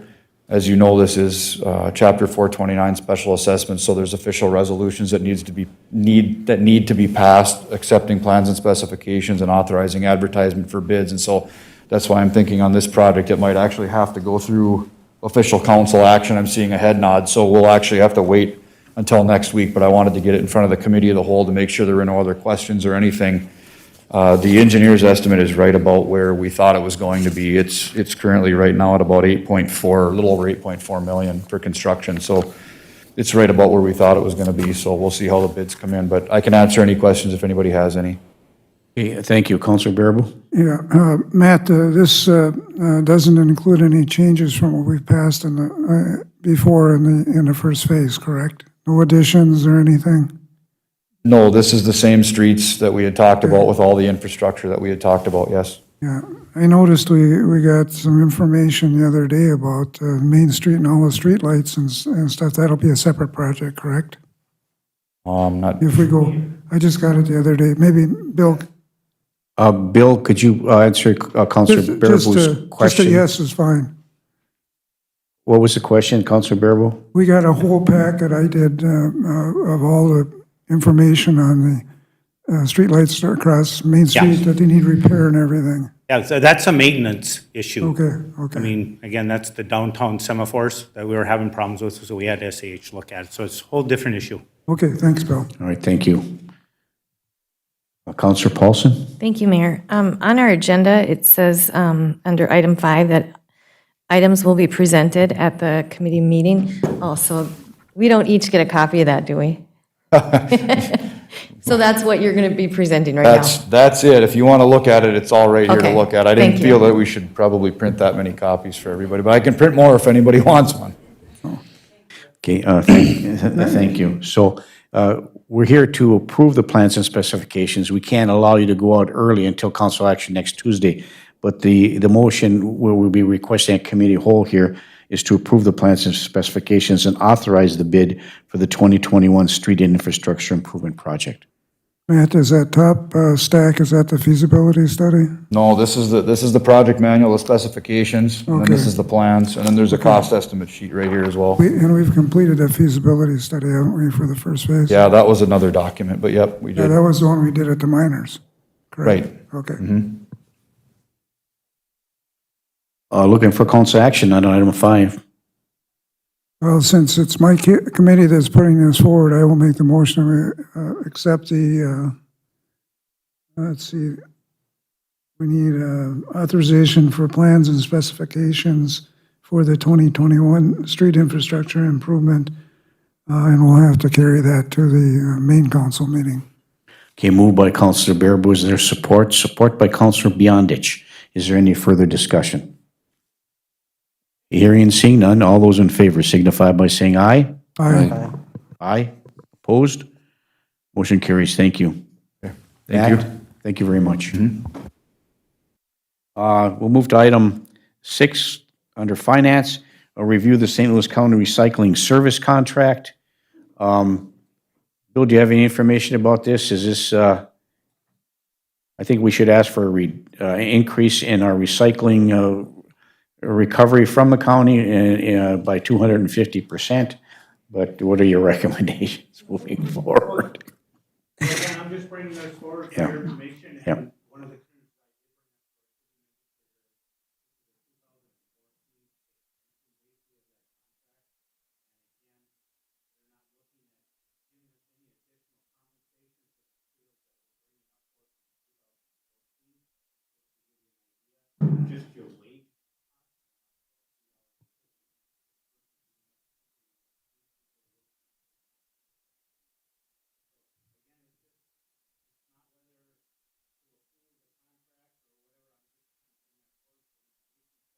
Mm.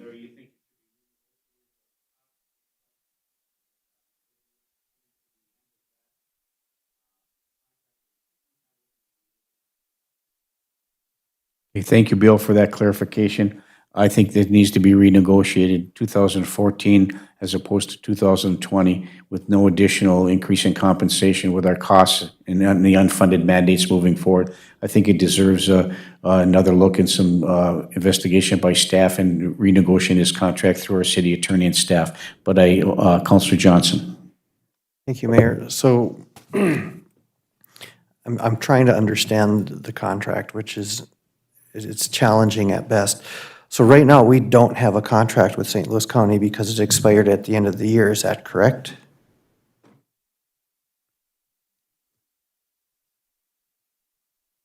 I believe so. They currently are working off the old contract. If I remember right, Sherry, didn't we get compensation at the old rate already this year? Right. Sherry, you answered Councilor Johnson's question. Thank you. I would be in agreement with the mayor that this needs to be renegotiated, and we should be making, at least trying to break even with it as we do with everything else. And maybe there's a way to look at an automatic escalator in the contract moving forward. When they raise their stuff, it automatically. So I would move to authorize staff to renegotiate the contract. Okay, thank you. Moved by Councilor Johnson. Is there support? Is there support? All support for discussion. Support by Councilor Bearable for discussion. Further discussion, Councilor Bearable. I believe it's time to do this also. We keep getting these contracts and stuff prior to our budget times every year, and it makes a mess out of what they just increased the tipping fees again, and they did it after the fact. When we are working on our budget and have preliminary approved it on September 30th.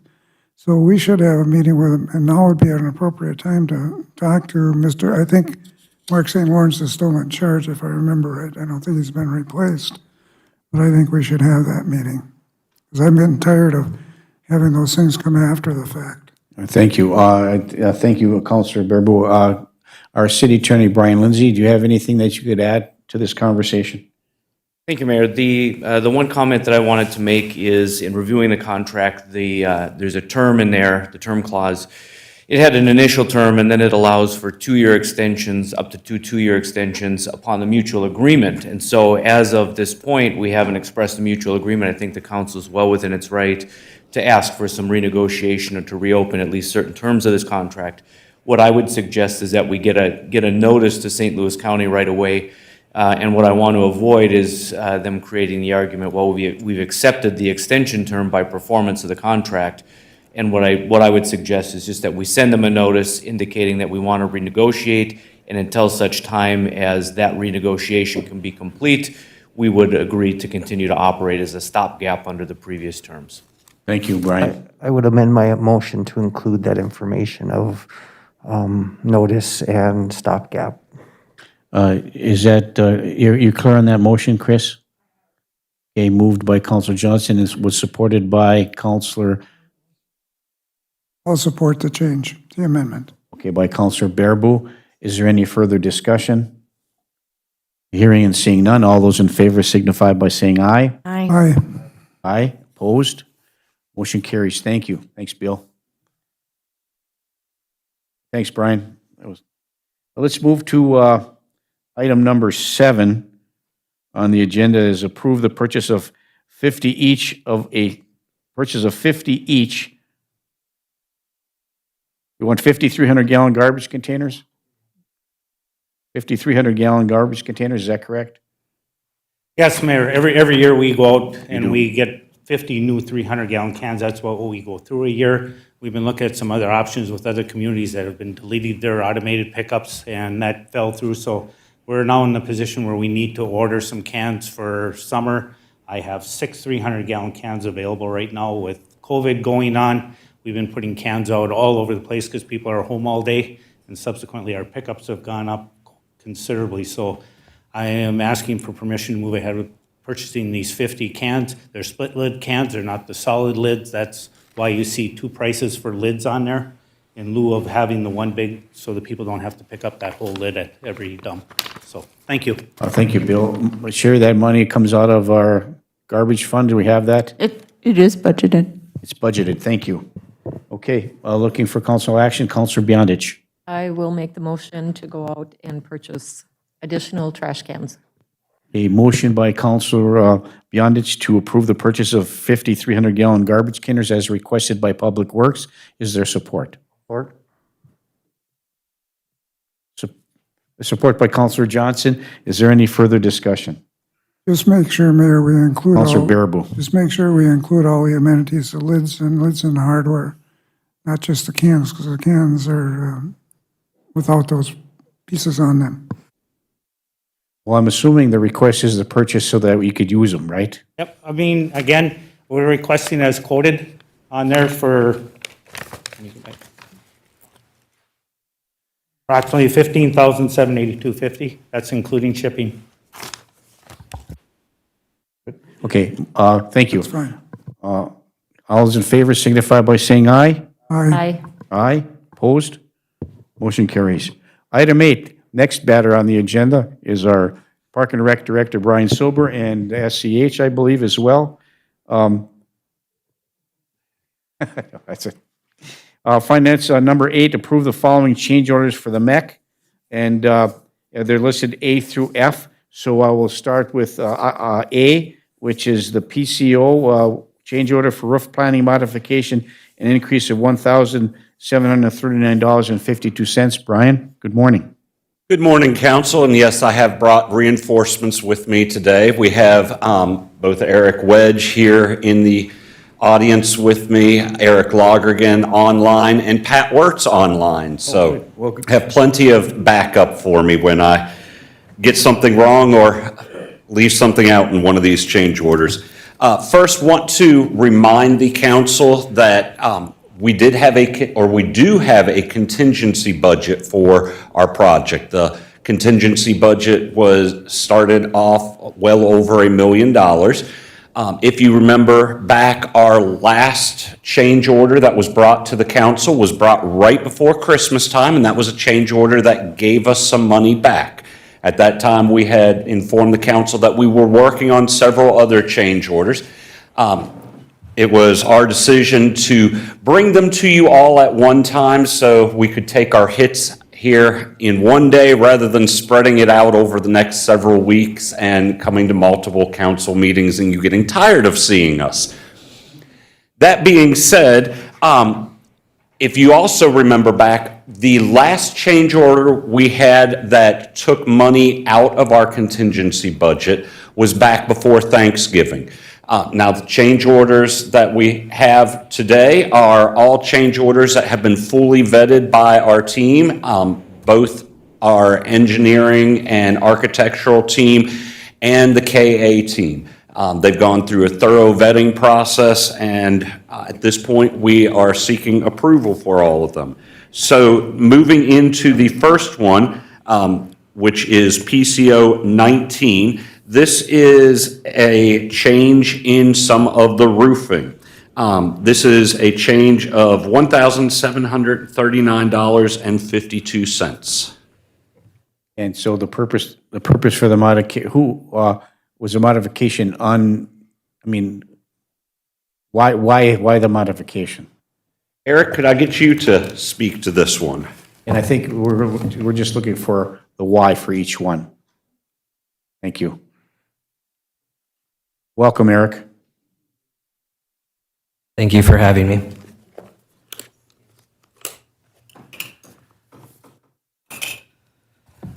So for PCO 19, there were some modifications due to some removal of a trophy case over the checkout windows or the ticket windows. We removed that. There was some credit for the removal of that.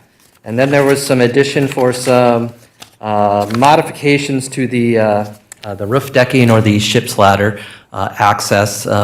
When we bid the project, we bid it as a larger ship's ladder. When we got the shop drawings, the approved ship's ladder was smaller. We had to modify the roof framing for that. So that total change adds and subtracts, ends up to that. And part of what you're seeing today is DSGW gets questions from the Kraus-Anderson team throughout the construction process of they issue us a RFI, request for information. We respond to that with a clarification on the interpretation of the documents, and sometimes it comes back in everybody's favor, and sometimes we're here today to look at some of the changes that are happening. These are not out of the ordinary for a project of this size here today. So if there's any other questions, I'd be more than freely to answer it relative to this one. Okay, thank you. Any other questions under item 8A on the PCO 19?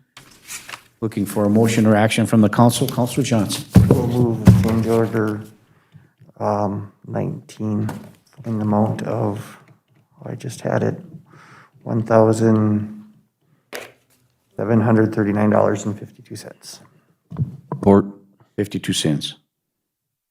Okay, moved by Councilor Johnson, supported by Councilor Friedlieb. Is there any further discussion? Hearing and seeing none, all those in favor signify by saying aye. Aye. Aye. Opposed? Motion carries. 8B, PCO 26.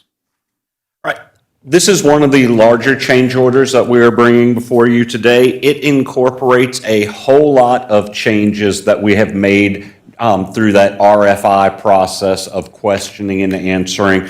And in essentially, this change order will result in an end project of a better building.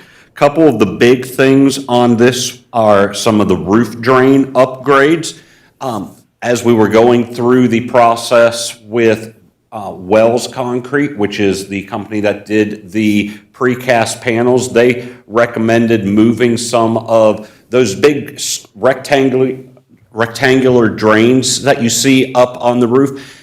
Keep in mind that water should not be coming out of those. Those are overflow drains. If we see water coming out of that, that means we have a drain up on the roof that is stopped up and we need to get up there and do some maintenance. Well, they recommended moving some of those so that they were centered in panels. In doing so, we also need to move where the physical drain is. Working with our contractors, they have recommended upsizing several of the drains in there so that the roof does drain better. This gives us a better end product for the building with the flat roof draining on a quicker time frame during heavy rainfalls and also during snow melt season. Some other things that we have in here are some interior door adjustments that we have made. And then some changes in the ballroom. We had to do some clarification on some of the finish work in the ballroom for around the folding partition panels when they are open, what that will look like. So this clears that up and gives us that high-end look that we are all wanting and expecting this project to have at the end of the project. Okay, thank you, Brian. Okay, any other questions regarding PCO number 26 in the amount of $86,014.74? If there's nothing, we'll look for additional comments. Councilor Paulson. Thank you. So Brian, on the, again, gosh, I don't know what page it's labeled as. It's the breakdown. And it's item the 20, I guess it's under 23 dot, and then all the zeros.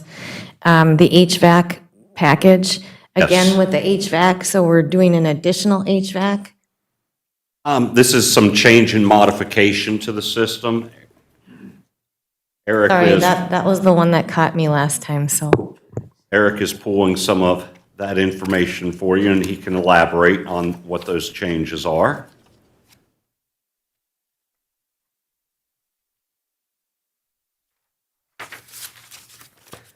So really, when it comes to HVAC, it's still part of the plumbing system, so it's part of that roof drain modification. So you have a large chiller for the ice plant that sits on the roof. Historically, those on arenas sit usually on grade.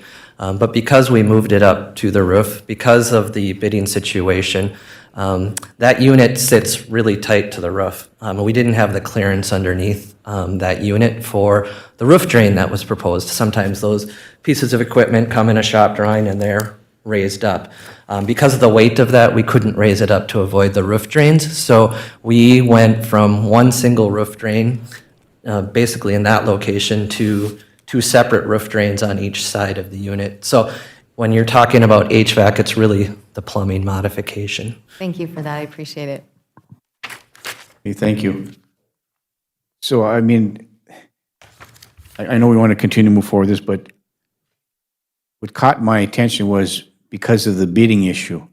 So is there a disadvantage for the ice plant to be on the roof as opposed to on grade, or does it make any really difference? We made a conscious decision early on in the design for reduction in vandalism, and because of our proximity to the creek and the traffic that was going to be flowing around the north side of the building. Early on in design, we made that decision to move it up. So the functionality is no different. Functionality, it'll be better for you because it won't be on grade we won't have to have a fenced enclosure around it, and you'll have a reduction in vandalism. And the only body that can have access to that has to go through the mechanical room on the second floor that gets access to service that unit. It also is right above your ice plant room, so we have penetrations that go through the roof rather than through the wall for that unit. But the location of it was decided by the design committee early on to be on the roof for the reasons that I stated. Thank you. Councilor Johnson? I would move PCO 26 roof drains, upgrades, interior door adjustments, and ballroom finishes clarification for $86,014.74. It's moved by Councilor Johnson and supported by Councilor Barnzelli to approve a change order number 26, miscellaneous drawing modifications to a cost of $86,014.74. Is there any further discussion? Councilor Bearable. Eric, why did they not beef up the roofing system and put more steel up there to support the weight so they could get those drains properly up there? We did have the precast was designed to support the weight of this unit. It just has to be spread out. When we got the shop drawing, the unit says that it wanted to be point loaded in a specific 3 or 4 locations, and the precast plank couldn't support the specific point load so we had to divide that load over the precast. So it was designed to handle the weight, just not in the way the manufacturer wanted to do it. That answers the question, thank you. Thank you, Eric. Okay, item 8C. I'm sorry. You need to vote. All those in favor signify by saying aye. Aye. Aye. Opposed? Motion carries. Thank you. Item 8C, PCO 18, drawing revisions increase of $56,872.26. Once again, a breakdown, please.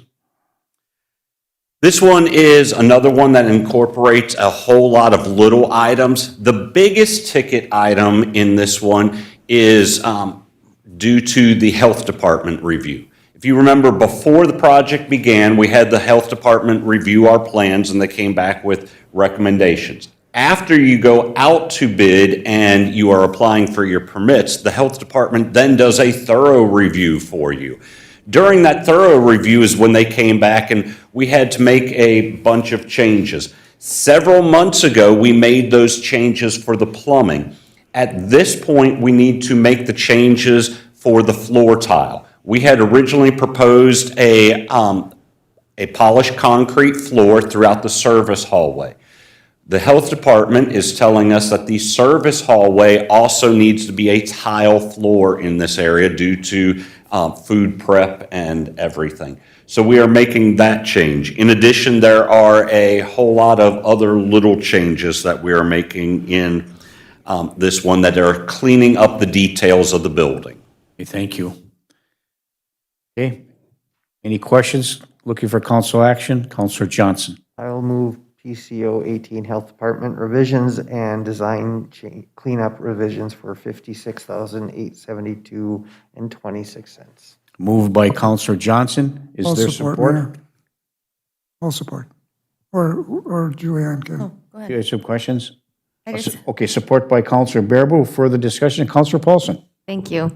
And I'm not trying to nitpick, I just wanted to ask on the drywall package that's within there, 9.2, why is that increased to $11,893 and 30 cents?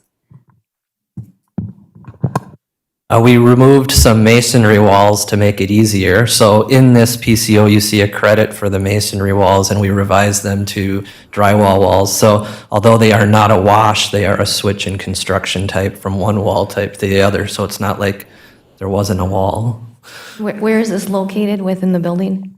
This would be between the dryland training room and the mechanical room, and it's strictly due for that we can get a better acoustic rating out of the studs with the integrated insulation.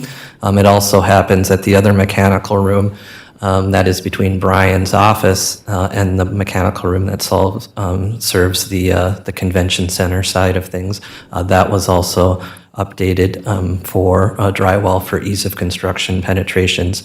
Also better R value with the insulation inside of that wall. So we're looking to quickly approve the decrease. We're looking for action on item 8D. Is that correct? No, this is still I'm C. sorry, 8C, the increase of $56,872.26. Thank you. Is there a motion? And is in support on the floor. Is there any further discussion? Hearing and seeing none, all those in favor signify by saying aye. Aye. Aye. Opposed? Motion carries. Now 8.D. PCO 28, trench drain credit decrease of $2,442.56. Does that need any explanation? If you'd like the explanation, it's very simple. We're human, we made mistakes. We put these trench drains in two different portions of the bid package, so two different contractors bid on it. We obviously don't need the same drains installed twice, so we've removed one of the sets of drains so that we have what we need, and we get money back. Okay, thank you, Brian. Council action? I'll make a motion to approve. Council Beyondich moves to approve the drain trench credit decrease of $2,442.56. Is there support by Councilor Barnzelli? Is there any further discussion? Hearing and seeing none, all those in favor signify, I'm sorry, did you have something? Hearing and seeing none, all those in favor signify by saying aye. Aye. Aye. Aye. Opposed? Motion carries. Thank you. Item 8E, PCO 31, wall panel and interior revisions, an increase for a whopping $89,442.82. Brian? This one also is doing a lot of that cleanup work throughout the project. I also must admit that portions of this one are my fault of wanting to change some things. In the design phase, you may remember we've had all these beautiful plans. We even had a 3D rendering. Well, one of the things that I didn't catch in any of that is there was this structural pole in the main lobby of the hockey arena side.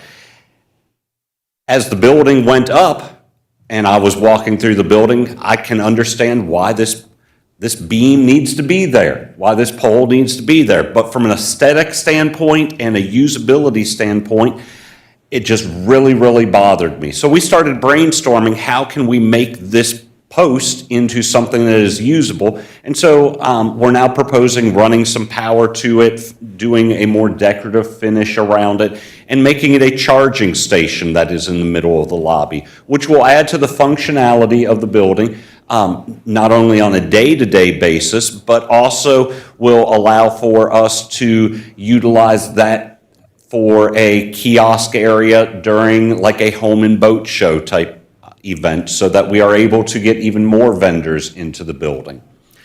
There are many other changes in here, such as our vision for the FF&E did not exactly match up with what DSGW had intended for the pre-function space in the convention center initially. And so we are now going back and adding some additional floor outlets and everything so that we can do some more of the decorating and setup in that area that we would like to do.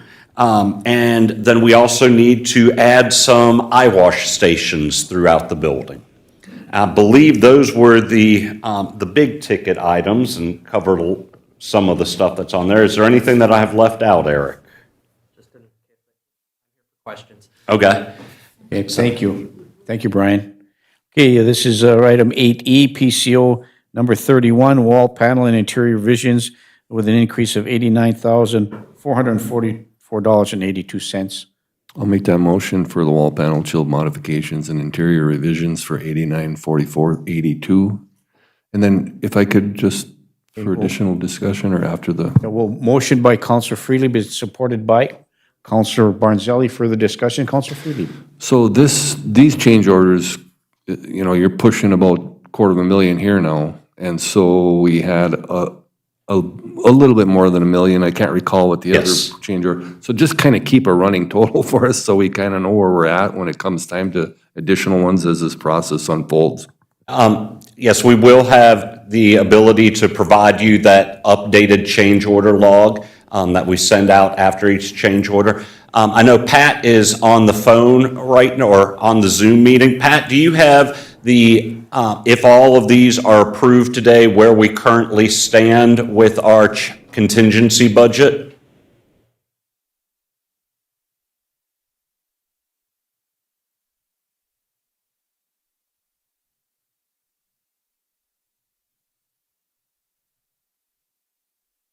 It doesn't look like he's able to respond at this point. Oh, he is. Hey, Pat, good morning.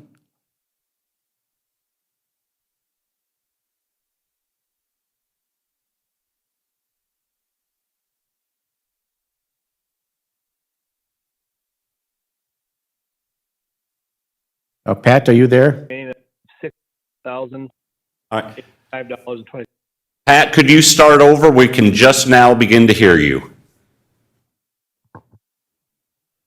So it would be, you would have a remaining contingency of $650,085. Hey, thank you, Pat. Okay. So as you can see, even with approving these, we are still sitting very comfortable with our contingency budget at this point. Thank you. Moved and supported. Is there any further discussion? This is Pat again with K.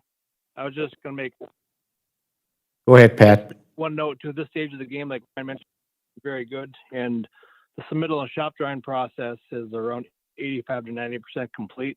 And so we are sitting good at this stage of the game. So everybody's done a nice job from design team, everybody. So thanks. Thank you, Pat.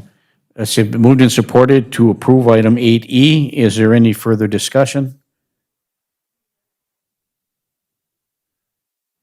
I believe it was supported by Counselor Barnzelli.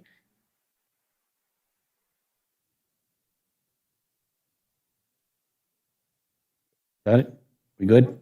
Okay, any further discussion? Hearing and seeing none, all those in favor signify by saying aye. Aye. Aye, opposed? Motion carries. And the last item under Finance 8F regarding these change orders is PCO number 12, additional scope of work for an increase of $1,051.48. Brian? This one has to deal with our Zamboni pit. As you are aware, in our bidding process, we bid out the ice plant as a design build component in this process, but the Zamboni pits were outside the ice plant and the ice room. So we had designed it in one way. Once we had our contractor, Commercial Refrigeration, on board, and they were doing their review, they have made a recommendation on how to make the Zamboni pit function better and provide for an ease of maintenance of that Zamboni pit in the future. So we have followed through with their recommendations, evaluated those, and it results in this minor change order to the project. Okay, thank you. Also move, Mayor, the additional scope of work increase of $1,051.48 for the Zamboni pit. Okay, thank you. Moved by Counselor Bearable. Is there support? Support. Support by Counselor Freely. Is there any further discussion? I just want to clarify for the council, this is for 2 pits, so it is divided in half, so it's really only a $500 change per ice pit because you have 2 ice pits. Okay, thank you. Moved and supported. Further discussion? Hearing, seeing none. All those in favor signify by saying aye. Aye. Aye. Opposed? Motion carries. Thank you. Thank you, Brian. Thank you, Thank you, Eric. Council. Thank you. Item 9 is good to review the credit card policy, and I apologize because I didn't see the chief sitting back in the room. I should have been a little bit more proactive about that. Under other items of concern there, under 11, if I may deviate from the agenda and look at under other items of concern to approve the request for annual fundraising campaign for the fire prevention materials. And is that something you wanted to address? If you would, Chief Lewis is here. My first question is this something you work in conjunction with the police when they do their materials, when they go to these businesses for materials for their safety first programs, or is it separate? Chief, good morning. Good morning, Mayor. Good morning, Council. So this is a request to continue what we've done for a number of years, which is through the National Fire Safety Council. This mails out directly to businesses, and you may have gotten those if you're a business owner, that asks you to support fire safety education for our schools. This goes directly to our schools. Last year, the timing was incredibly poor because it hit right when the coronavirus started taking an impact on business. I know the mayor heard about it in phone calls. And what people didn't realize is that this was planned for about 6 months in advance, and this is an ongoing thing. So asking for money at that time wasn't anything new. Fire safety education doesn't cease to be important just because we have a pandemic going on. We still have people that are at risk from fire and life safety threats such as, smoke inhalation, carbon monoxide, and teaching our youngest, most vulnerable students is very, very important in the schools to let them know about having a home escape plan, to let them know to evacuate if the smoke alarm goes off. So this fire safety education material is very, very important. What this does is, from the donations that we receive by the businesses, goes into an account, and with that account, our fire marshal buys the appropriate booklets that goes to the younger kids, and it funds a lot of those materials that are distributed directly, and then we go into the classrooms and do those presentations.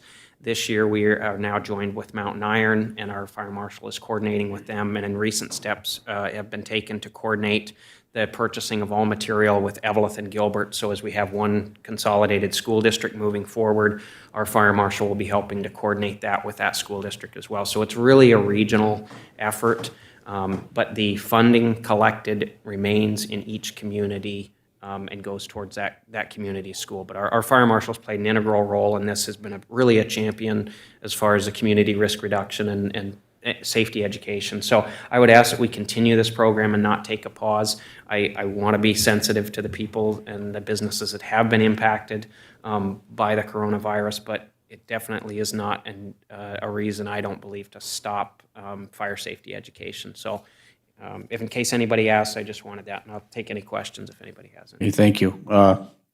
Anybody? Councilor Johnson? Thank you, Mayor. First of all, I'm supportive of this. What is the return? What do you usually get in a non-pandemic year for income back?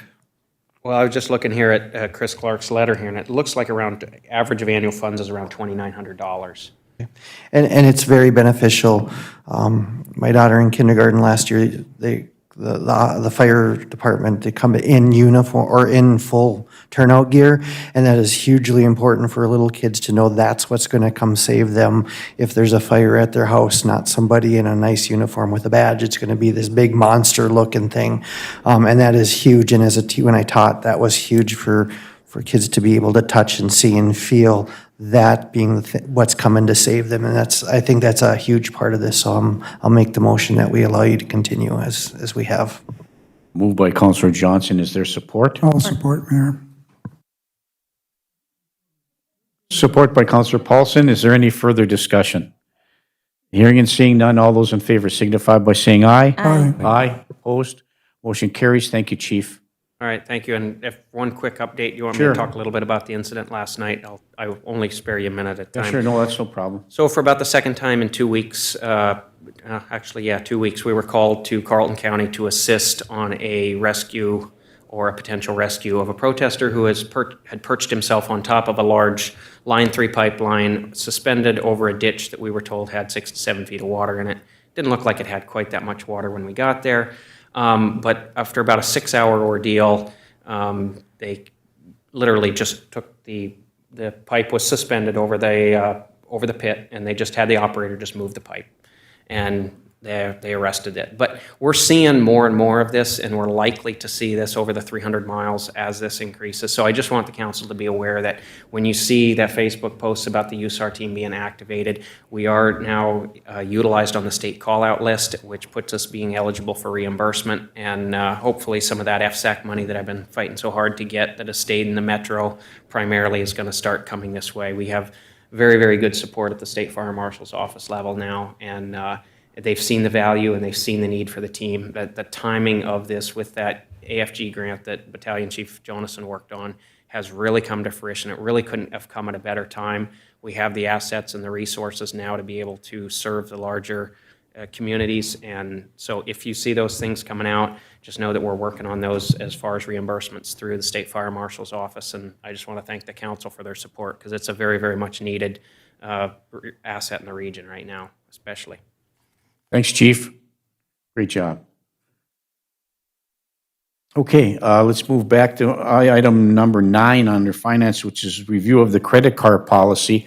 And I open that up to the council. I know, I think we did revise that. Was it in 2019 or 2020? But Sherry will distribute some information, and then we can move forward with this discussion about this, the credit card policy. Sherry?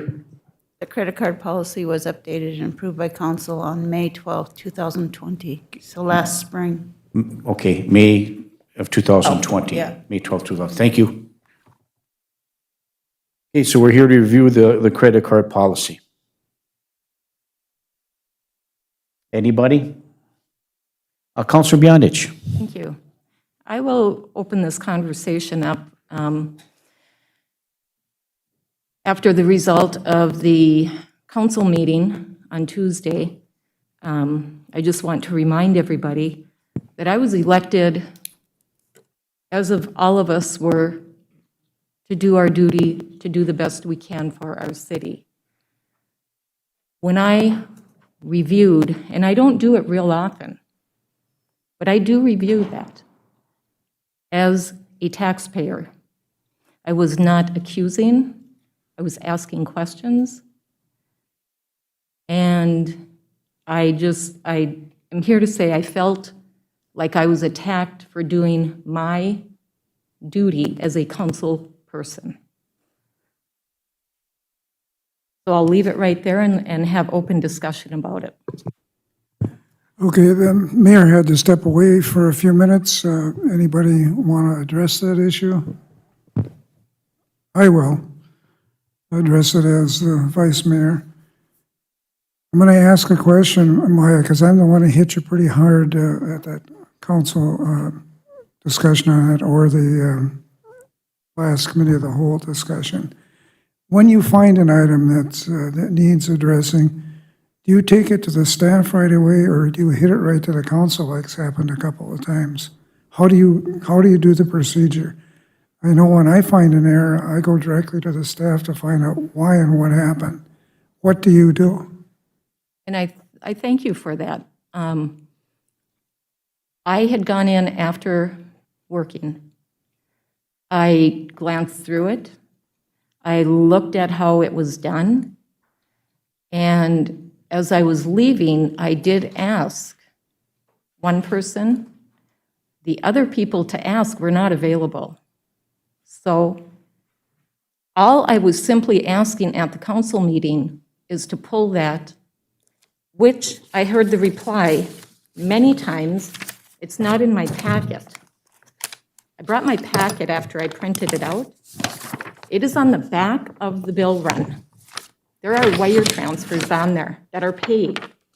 Does anybody know that? It's in every single council packet. I do know that, Maya, that's why I came up with a question. If you saw something wrong, to get it to the appropriate staff member. If you didn't have it there that day, follow up the next day. That's all I'm asking, is that's what I want to say, that's procedure that is polite, let's put it that way, to do that, so you don't get our staff hung out to dry if it comes up directly to a council meeting without confrontation, or not confrontation, without conversation with our staff members. That was my criticism. So, and I take the blame for getting on you, because I was the one that got on you. Okay? And I don't look at those all the time either, because I trust our staff with how they put the finances together. Anything else you want to retort before we move? Hank, hold on. Councilor Paulson. Thank you, Mayor. So I'm just kind of reviewing what's in the packet and then what the new email from Sherry this morning, and they look pretty, like they are pretty cohesive. The only problem that I think I have with not being able to have discussion is we don't get that bill run until Friday, you know, when the packet goes out Friday. So realistically, we don't, as a council, don't have any other opportunity to talk about it until it's at a city council meeting before we're approving it. So I'm just wondering if we could get that information sooner if possible, so we could have, if there is anything that we want to ask or pull out or question, it doesn't make anyone feel like it's being put on the spot, but that we're all given a chance to go through it. Because otherwise, it's basically, you know, if we'd have to get a hold of Sherry or whomever on a Monday or on a Tuesday morning to ask or to talk about it, but still the only opportunity we have as a full council to pull an item out is at a council meeting. So I think maybe that's part of the, you know, I don't know if I'm making sense, but I feel like sometimes, you know, it's in there, and if we want to pull something to have a conversation about it, I don't know if it'd be possible to get them at the committee meeting, you know, for our committee meetings? Or is that too time sensitive? Okay. So that's just Sherry? one thought. Go ahead. Would you ask her question, then she'll... Could probably get it a day earlier. It just wouldn't be in your council packet. I could get you that out, and then it'd be redundant when Pam sent out the packet. It'd be in there too. I could only see getting it out a day earlier, like Thursday. But I think, if I may assume here, Councilor Beyondich, is this Elon bill is paid before the bill run. It's already ACH'd. And we have now, I have talked with Britt, and we have now set up some extra set of eyes, so to speak. This is the packet that I believe you were talking about, Maya, Councilor Beyondich, on last council meeting. And it was okay to pay. Britt signed off on it. But the problem is, all this paper. And I've left it just the way it is. It's not what I call in order. So what we're going to do is we got the new bill, new credit card, and if you want, I think I've mailed it out to you, I've mailed out to a couple counselors. Here is the new credit card bill. On it will show all of the credit card holders, and their purchases for the last month. I could send it out to you, so if you had a question, you could come in and say, did you get that receipt yet? But what's going to happen is, everybody has been instructed to, like here, Sherry, I charge $65 for a membership for the HR Human Resource Association with Arrowhead.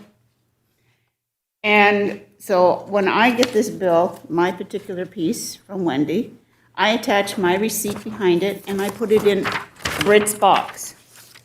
Britt collects all of these and then sends it to accounting to be paid. We're going to now send it to another person in accounting to verify that all the receipts are in order and collated the way the bill looks. So that if someone comes in to take a look at the bill, they'll be able to say, oh, here's Ellen Lewis's bill and all his receipts are in order. You're not going to have to go through a big pile of this to find a receipt. You know what I mean? And I think that's what happened. All the receipts were here, they're just not in order.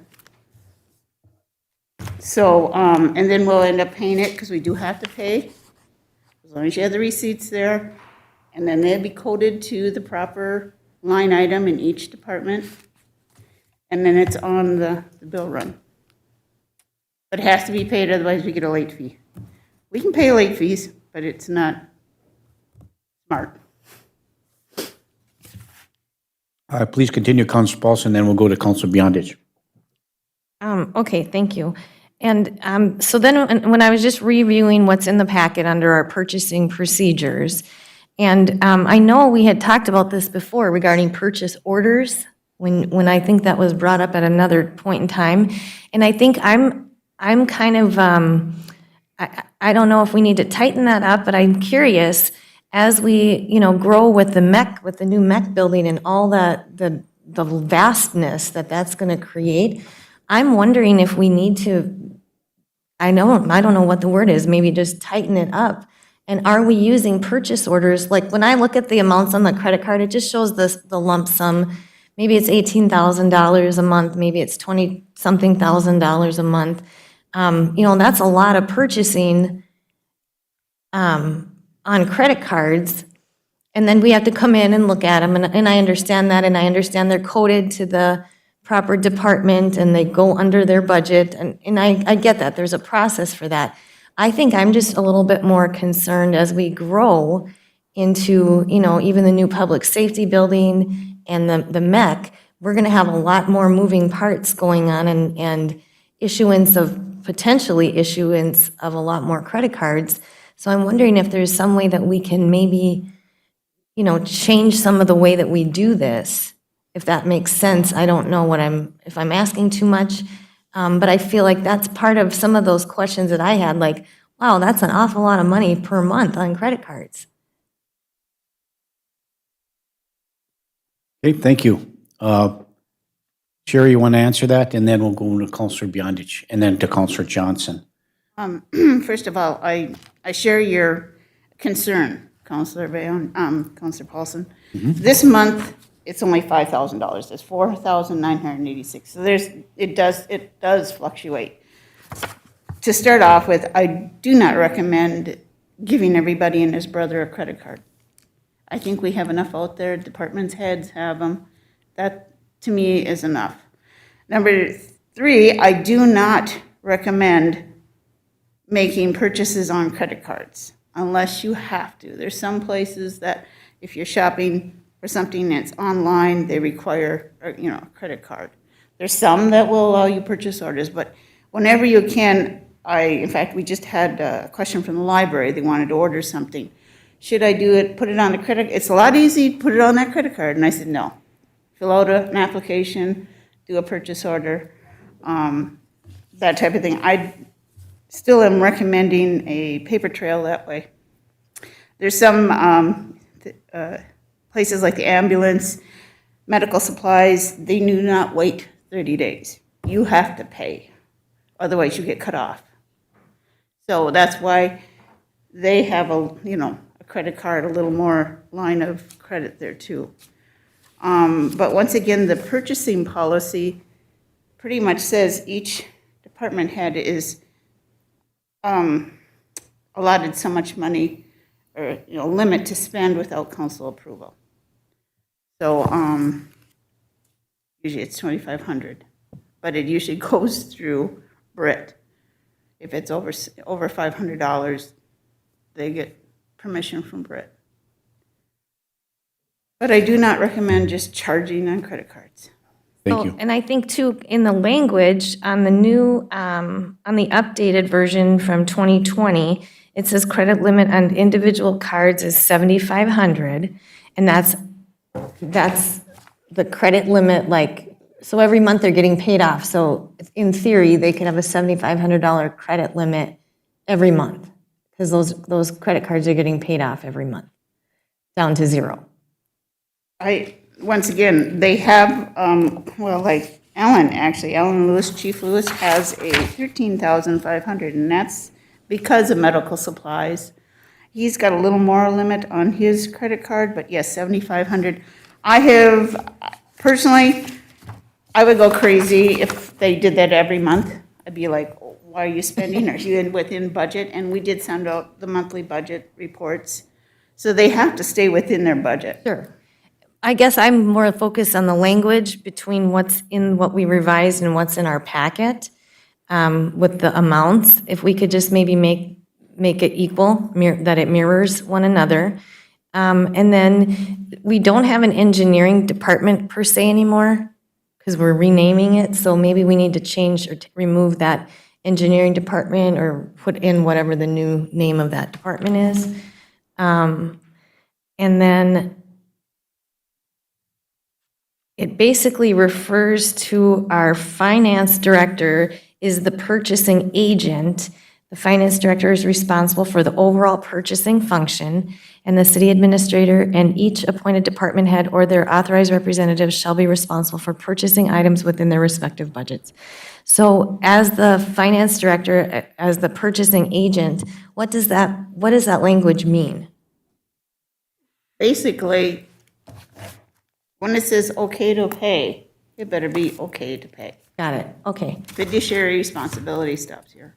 So I think that was my comment just on the purchase orders and the amounts per month that are spent on the credit cards, kind of, I don't know, it just gives me hives sometimes.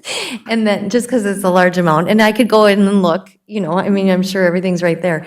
And then just tighten up the language between what's in our packet and then what our revision is, making sure that those mirror each other, and those would be my comments. Thank you so much for the time. Thank you, Counselor Paulson. Counselor Beyondich. Okay, we'll go to Counselor Johnson first, and then back to Counselor Beyondich. Counselor Johnson. Thank you, Mayor. My frustration last Tuesday was knowing how the bill runs are approved, knowing that each department head has to check off on the itemized statement that we get. When I referred to, or when I, in my head, agreed with Charlie about not having the information in front of me, it was that what Sherry just talked about is the itemized thing. Because if there's a missing receipt, we know who missing receipt that is. The staff need to, they go and get those. And so my frustration lies in that, instead of asking the very specific people in a manner which they could answer, it was brought in a public manner where, well, there's missing receipts. Well, but there wasn't, and that's what my concern is that there weren't any missing receipts, that they were all there and it had got shuffled in 3 pages down, or whatever that was. So that's where I was coming from last week, that, again, and I do the same thing. If I find something, or if there's there's something I can't find, I extended that courtesy to the mayor several months ago about not agreeing with something he did and let him know. And I feel like that's what my challenge was last Tuesday, is that Britt wasn't here to answer those questions at all. And Britt would have known that she had checked off and said, yes, okay to pay. Each department head had checked off to say, okay to pay. And I do appreciate that we're now putting a totally separate set of eyes who has no access to any of that stuff to double check that as we're paying it. I guess I do have a challenge with paying a bill before we okay it to pay. You know, and I understand that's how the cycle comes in. And as a state employee now, I got my first, we call them P cards, they're purchase cards. I got my first statement, and I'll tell you, it took me an hour, even though I had everything there, I had everything in a spreadsheet, because I was diligent. At the state level, not having a receipt is not an option. If I don't get a receipt, I have to go get another one and do whatever it takes from Target or Menards or the post office, those are the people I've used, to get a receipt. And I'm knowing that as we're moving forward, you know, I appreciate and it is our job to keep an eye on it, but I also know that the levels of management within the city are going to keep track of that. And if there is a missing receipt, I would hope it would come to us as there's a missing receipt from Chief Lewis. I'm going to pick on you because you're here. We are not paying that portion of the bill, and there will be a finance charge based on that receipt that will also be billed to the fire department so that they have motivation to pay their bills. So, you know, I did know that page was in the packet. I do look at it. And I knew that when the bill comes, the other thing I try to keep in mind for myself is that the city is not a single business. Each department is a business, and the city manages those departments. The administration at City Hall makes sure everybody's doing their job. And so for me, one of my questions was, you know, if everybody maxed out their card in a month, what would that be? Well, 7,500 times 13 or whatever the cards are out there is a huge amount of money. But as I was told a couple times, part of the reason last month's bill was so big is because of Shop with a Cop. And all of those shoppings are done at Target or Walmart or whomever. And Sherry told me this morning when I asked her that if too many charges happen at the same business, Elan shuts the credit card off. So Sherry had to call Elan and authorize, there's going to be multiple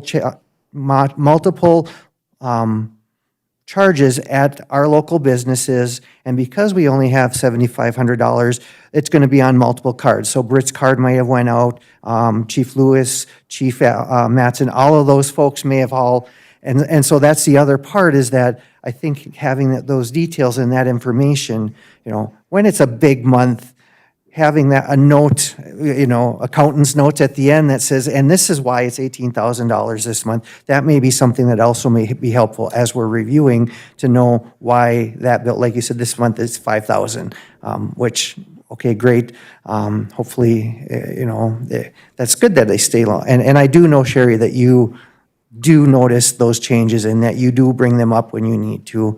And I'm guessing that usually happens within administration because that's what we pay you to do on a regular basis. So I appreciate the change in the procedure that you've outlined, and I think that will help a lot because then there will be at least 4 sets of eyes on it, at least 4. The department head, you, Britt, and the other employee, and potentially a 5th employee. I know there's different ways of entering stuff, so I appreciate the time you put into this. Thank you. Also, Mayor, if I could add to what Steve's saying, and I'm hoping this helps Councilor Beyondich plus everybody else. I'm just going to go, I'm just going to go ahead and, when the bill comes in, this is the new one, I'm going to give a copy and put everybody in your box, unless you wish to have it electronically. That way you can go through it before it is actually paid on the 20th.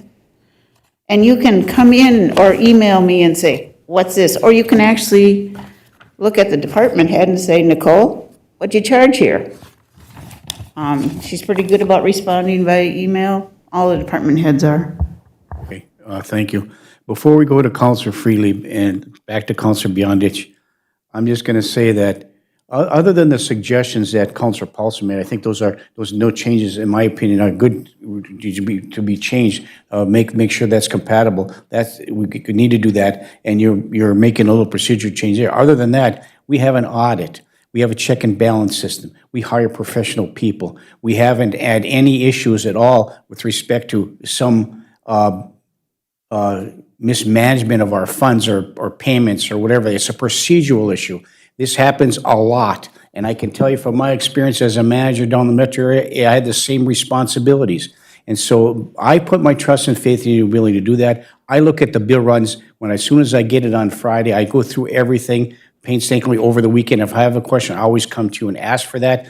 If there's a bill that's not paid, if there's a question, the check and balance catches that, always has, to my knowledge.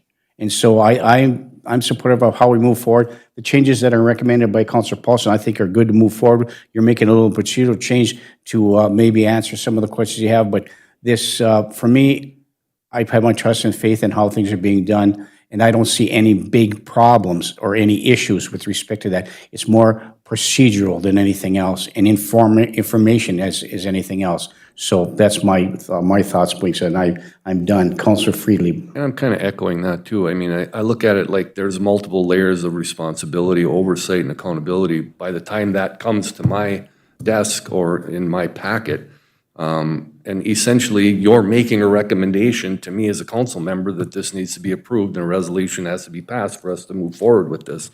And so I'm assuming that there's been all those layers put in place before it comes to me. Case in point, for example, I wouldn't need that in my mailbox, to be honest with you. I would need, for example, potentially that when you provide that schedule of bills, if you saw some anomaly, so to speak, and highlighted it in some fashion on the schedule of bills so that we could talk to you about that individually or whatever, I would count on you, Sherry, and your expertise to inform me on that document with regard to what I might want to question. Otherwise, you've brought me the recommendation. My job is then to approve or deny or create the resolution. So, and again, like whenever a department head comes to address the council, we're looking for them to guide our resolution, essentially. I mean, the recommendation is brought forth by the department head. We're not the ones that are creating the recommendation. That's being brought to us to approve or deny. So that's kind of where I'm at. It's like, by the time it gets to me, I think it's gone through the layers necessary, the oversight necessary, and the accountability necessary for me to make a decision to approve or deny. And just for the sake of further conversation, like for example, when we had a department head this morning, had that department head emphatically recommended that we enforce the policy as it's written, I would have more than likely gone ahead with that recommendation.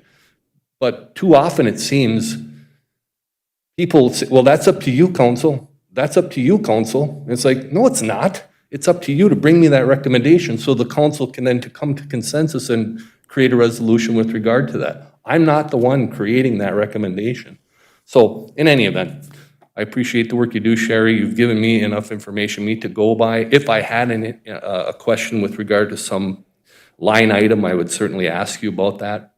And so I'll save you a piece of paper. You don't necessarily just continue to provide the schedule of bills to me, and I'll question it if it's relevant to my concern. Thank you. Thank you. Councilor Beyondich. Thank you.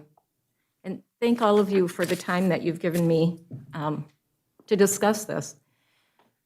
This was not meant to be blown out of proportion. As I had stated earlier, in the policy, it does read the employee is responsible for providing a receipt for each transaction. So even though I appreciate another set of eyes looking at that, it did not mean for us to create another position or, and this was just a fluke thing that I periodically, when I was attending meetings regularly, I would stop in and take a look. I did talk to Sherry and I did sit down and talk to Brett. My point was, I just wanted that pulled. The receipts are not on that statement. I know how those statements look, and so I'm just going to leave it there, and we'll move forward. Thank you. Okay, thank you. So we've reviewed the policy. We've discussed the process we have concerns about or questions about. Sherry's provided us with the information necessary. There was another procedure that was put in place by our finance director to help address some of the concerns that councilors had. And then I think by reviewing this policy, I think it would behoove us if it's prudent to make a recommendation or a motion to make those changes that Councilor Paulson has suggested to make it, more continuity or to make sure that the policy and the stuff mirror each other. Does that make sense, Councilor Paulson? Yes. Okay, so can we just direct staff to do that and bring that back for us to take a look at? Okay, thank you. You got that, Chris? Thank you very much. Okay, anything else with respect to item 9, review of the credit card policy? Okay, seeing none, we'll move to other items of concern. We've already approved item 11. I'm sorry, we'll move to item 10, personnel. The Families First Coronavirus Response Act extension. We've decided that we're going to review this periodically to determine what the issues are with, and if it's been a significant burden on the city. Sherry, could you give us a report on, has this extension had any form had an adverse effect on our city, our finances, or how we do business? Since the last approval to February here, it has not, I'm thankful to report. We have nobody out. We had somebody a few weeks ago, but I believe with the vaccines that are coming out, hopefully by mid-March, we should be saturated, I'm hoping. So I do recommend still going month by month, and I would actually recommend to the council that we extend this till March 2nd again at the committee, review it again.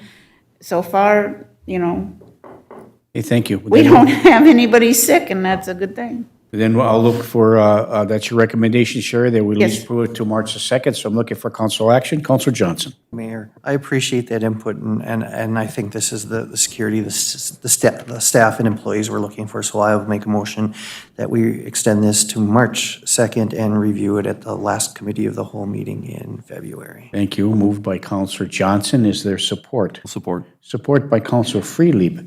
Is there any further discussion? Hearing and seeing none, all those in favor signify by saying aye. Aye. Aye. Aye. Opposed? Motion carries. So that's the last item under other items of concern for the committee of the whole meeting. I would ask Sherry, do you have anything more to add as a department head? We missed one, Mayor. Oh, did I? Oh, I'm sorry. Item 12. I'm sorry about that. Item 12, review the resolution from RAMS for the no need for prove it first legislation. Very important for us to move forward with this. I'm going to refer this to our new president of RAMS, Councilor Baraboo. Charlie? Okay, thank you very much. We felt that we should send this resolution, we're sending it down from RAMS, but all the communities and stuff so they can tack onto this. Is so important.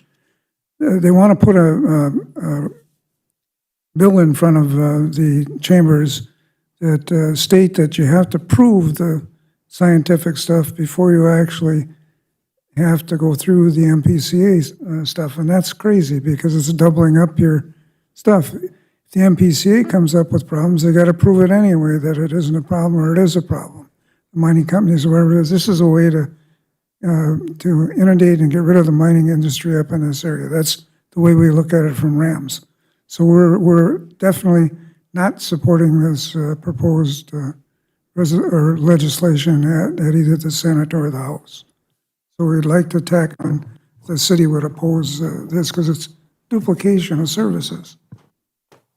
And I think as we talk about this moving forward, before we go to Councilor Johnson, I know we're going to have a meeting, I think the following Wednesday, this next Wednesday. The RAMS is sponsoring the Range Association of Mayors, which we have on a monthly basis. We're going to be talking about this as well. For the mayor's input on a number of issues. This is one of them. Councilor Johnson.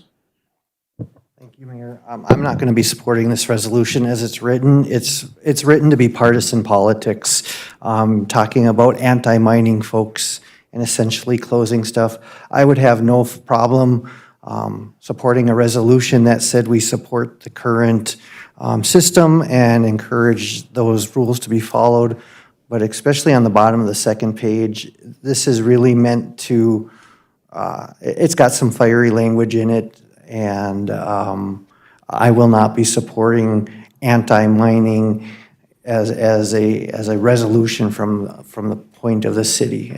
It could be written where we're getting to the point instead of trying to divide who's supporting and not supporting this. So I will not be supporting this in its current form. I think we're just reviewing the resolution. I don't think we're looking right now to make a motion. Maybe we would, but we're reviewing the resolution. And I think the issue that we have is we do have somebody that we've appointed, obviously, Councilor Baraboo, to the Rams board. He's now the new Rams president-elect of Rams. And Rams is submitting this legislation. We're just reviewing it. So the question for us is I think based upon what I see is that we're not going to be doing a separate resolution ourselves. We're reviewing the Rams proposal. So we have a representative from our community that's on Rams, the president of Rams. And so I think if we're going to take any action, it would be to allow Rams to move forward, and they would take their vote at their meeting, and we could direct or delegate or advise our representative on what our thoughts are. So I think that's where we're at. Is that, I think I'm making that assessment correctly, am I not, Brian? No, Okay. not from Ram's standpoint, okay? Wait, hang on just a sec. So it's not to Hold review. off on yours, please, Mayor. Let me finish to counter Steve. I had the floor. Okay, all right, go. Okay, so I just want to finish real quickly. So Brian, please hold that thought. I'll ask you that question after. Councilor Baraboo. We had that exact discussion at the Rams board of 22 out of 24 members there last Thursday about it's not partisan in this. Anti-mining is on both sides, Republicans and Democrats and independents. That's why we wanted it very strong, and we wanted to understand, we don't care what party. We are not a party at Rams. We do not have any association with different parties, okay, through Rams. So that's why we worded it strongly. They did not mention either Democrats or Republicans or any other in this resolution. So I stand by what I say. I would like the city to support this or do something very similar to it to let our legislative bodies down in the state know what's going on. Okay? And we had that exact discussion in our meeting. Okay, so. Thank you, Mayor. Oh, yeah, sure. So what we could do is, as Councilor Johnson alluded to, and you're looking for some action from the council, to take a look at some resolution or something that we can send down to our legislators to address the issue with respect to how we feel about, the Prove It First legislation that's being proposed on the Metro. So, I mean, this is, it says, now therefore be resolved, the Range Association of Municipalities and Schools Board of Directors stands united as one range, one voice in opposition to this unnecessary mining industry targeted legislation. So my question is that you voted and adopted this already on January 28th, 2021. Is that correct? That is correct, Mayor, and it's already been sent off. Okay, very good. Thank you. Anybody else? And it was unanimous by the board, which consists of school districts, counties, townships, not counties, townships, and cities. And it's all divided up amongst that 24 board membership. Okay, so who put this on the agenda? We asked Rams to send it to all the communities, put it on their agendas. That's- So so on the 28th after you adopted it, you sent it Steve George, our executive director, sent it out for us to all the. and reviewing this as well. Yeah. So, I just see the resolution. I don't see the letter or the email from Rams, what they were asking from us.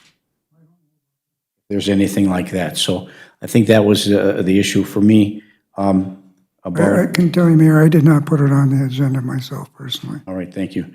So I think that there's still, if we need to take some action moving forward, we could do that.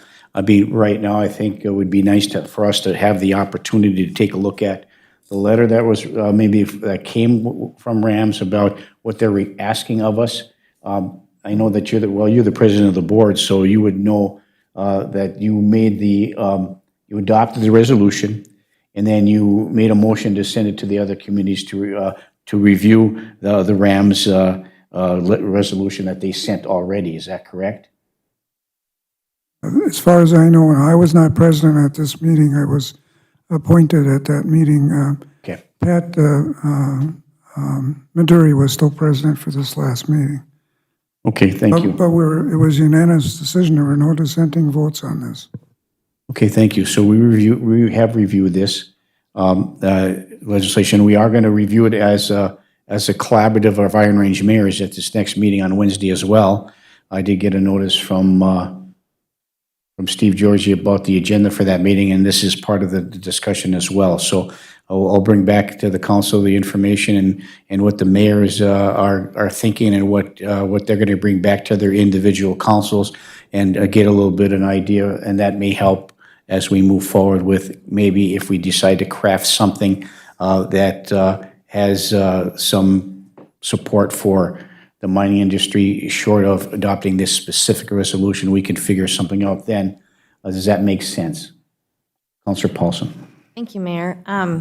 So we did receive an email, I think forwarded from Steve Georgie from Pam, I believe yesterday, and I think it's the second paragraph, it says the executive board also took action to pass a resolution in opposition to the legislation introduced in both the House and Senate that has been labeled as Prove It legislation that would place a moratorium on precious mineral mining in our state.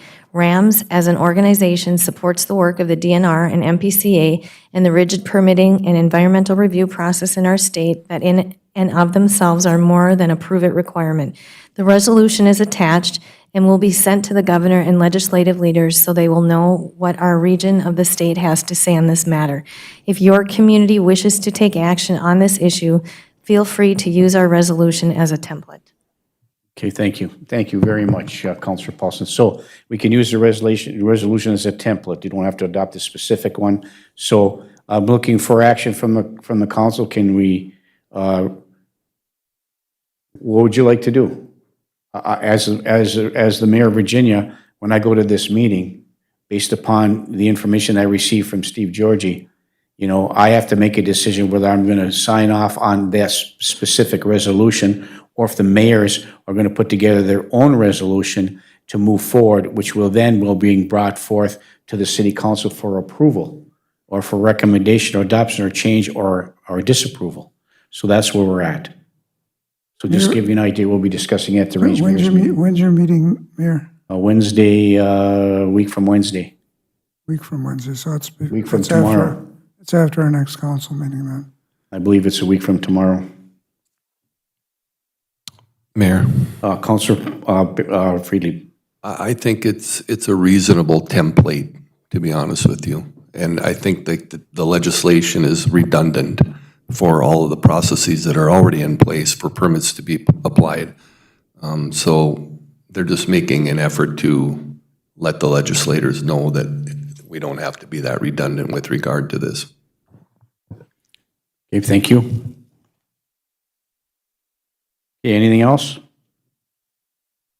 Councilor Baraboo? Yeah, Mayor, I could go along with Councilor Johnson's, if we put together our own resolution of some sort by the council meeting, because this is time sensitive also, because they start working on these on committees. And if it gets through committees, then your chances of getting anything negative don't happen very often.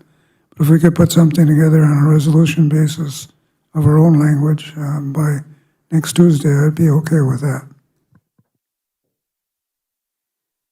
Okay, so we've reviewed it and we'll take a look at it later on down the road and look at maybe crafting some kind of a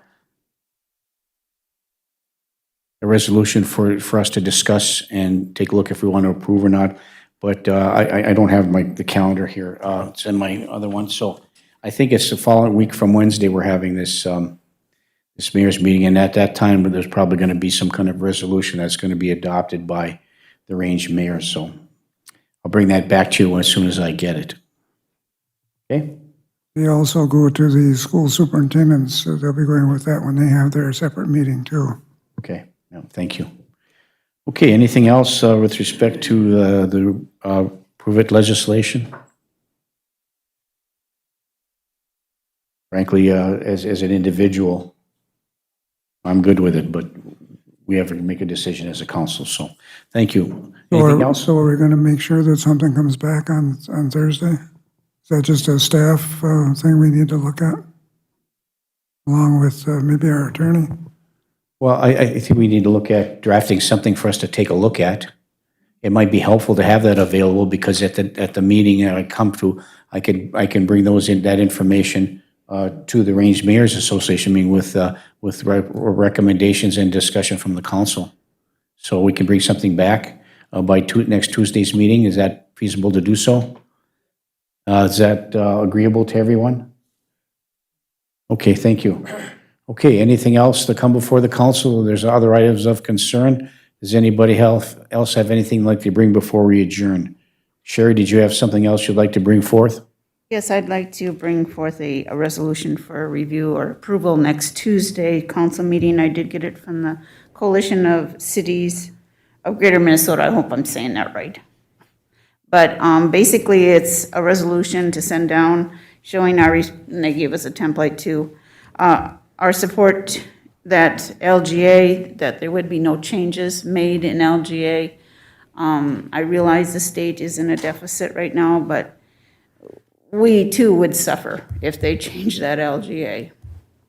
And I think based from the Greater Minnesota Cities Coalition, the conversations I've had, if you've had with them, it's my understanding that the current LGA that we have right now is not going to change. In other words, we're going to stay the way we were last year, so there won't be a reduction. However, the recommended increases that we're going to be for this year, the proposal is going to be not to allow those increases to occur and to stay at current levels. Is that correct, Sherry? That is my understanding. But I want to get further information, but I still would like to see no reduction whatsoever. Of course, and so you're asking us to adopt this resolution? I will have it for your review, and then it'll be at next Tuesday council meeting. Okay, thank you.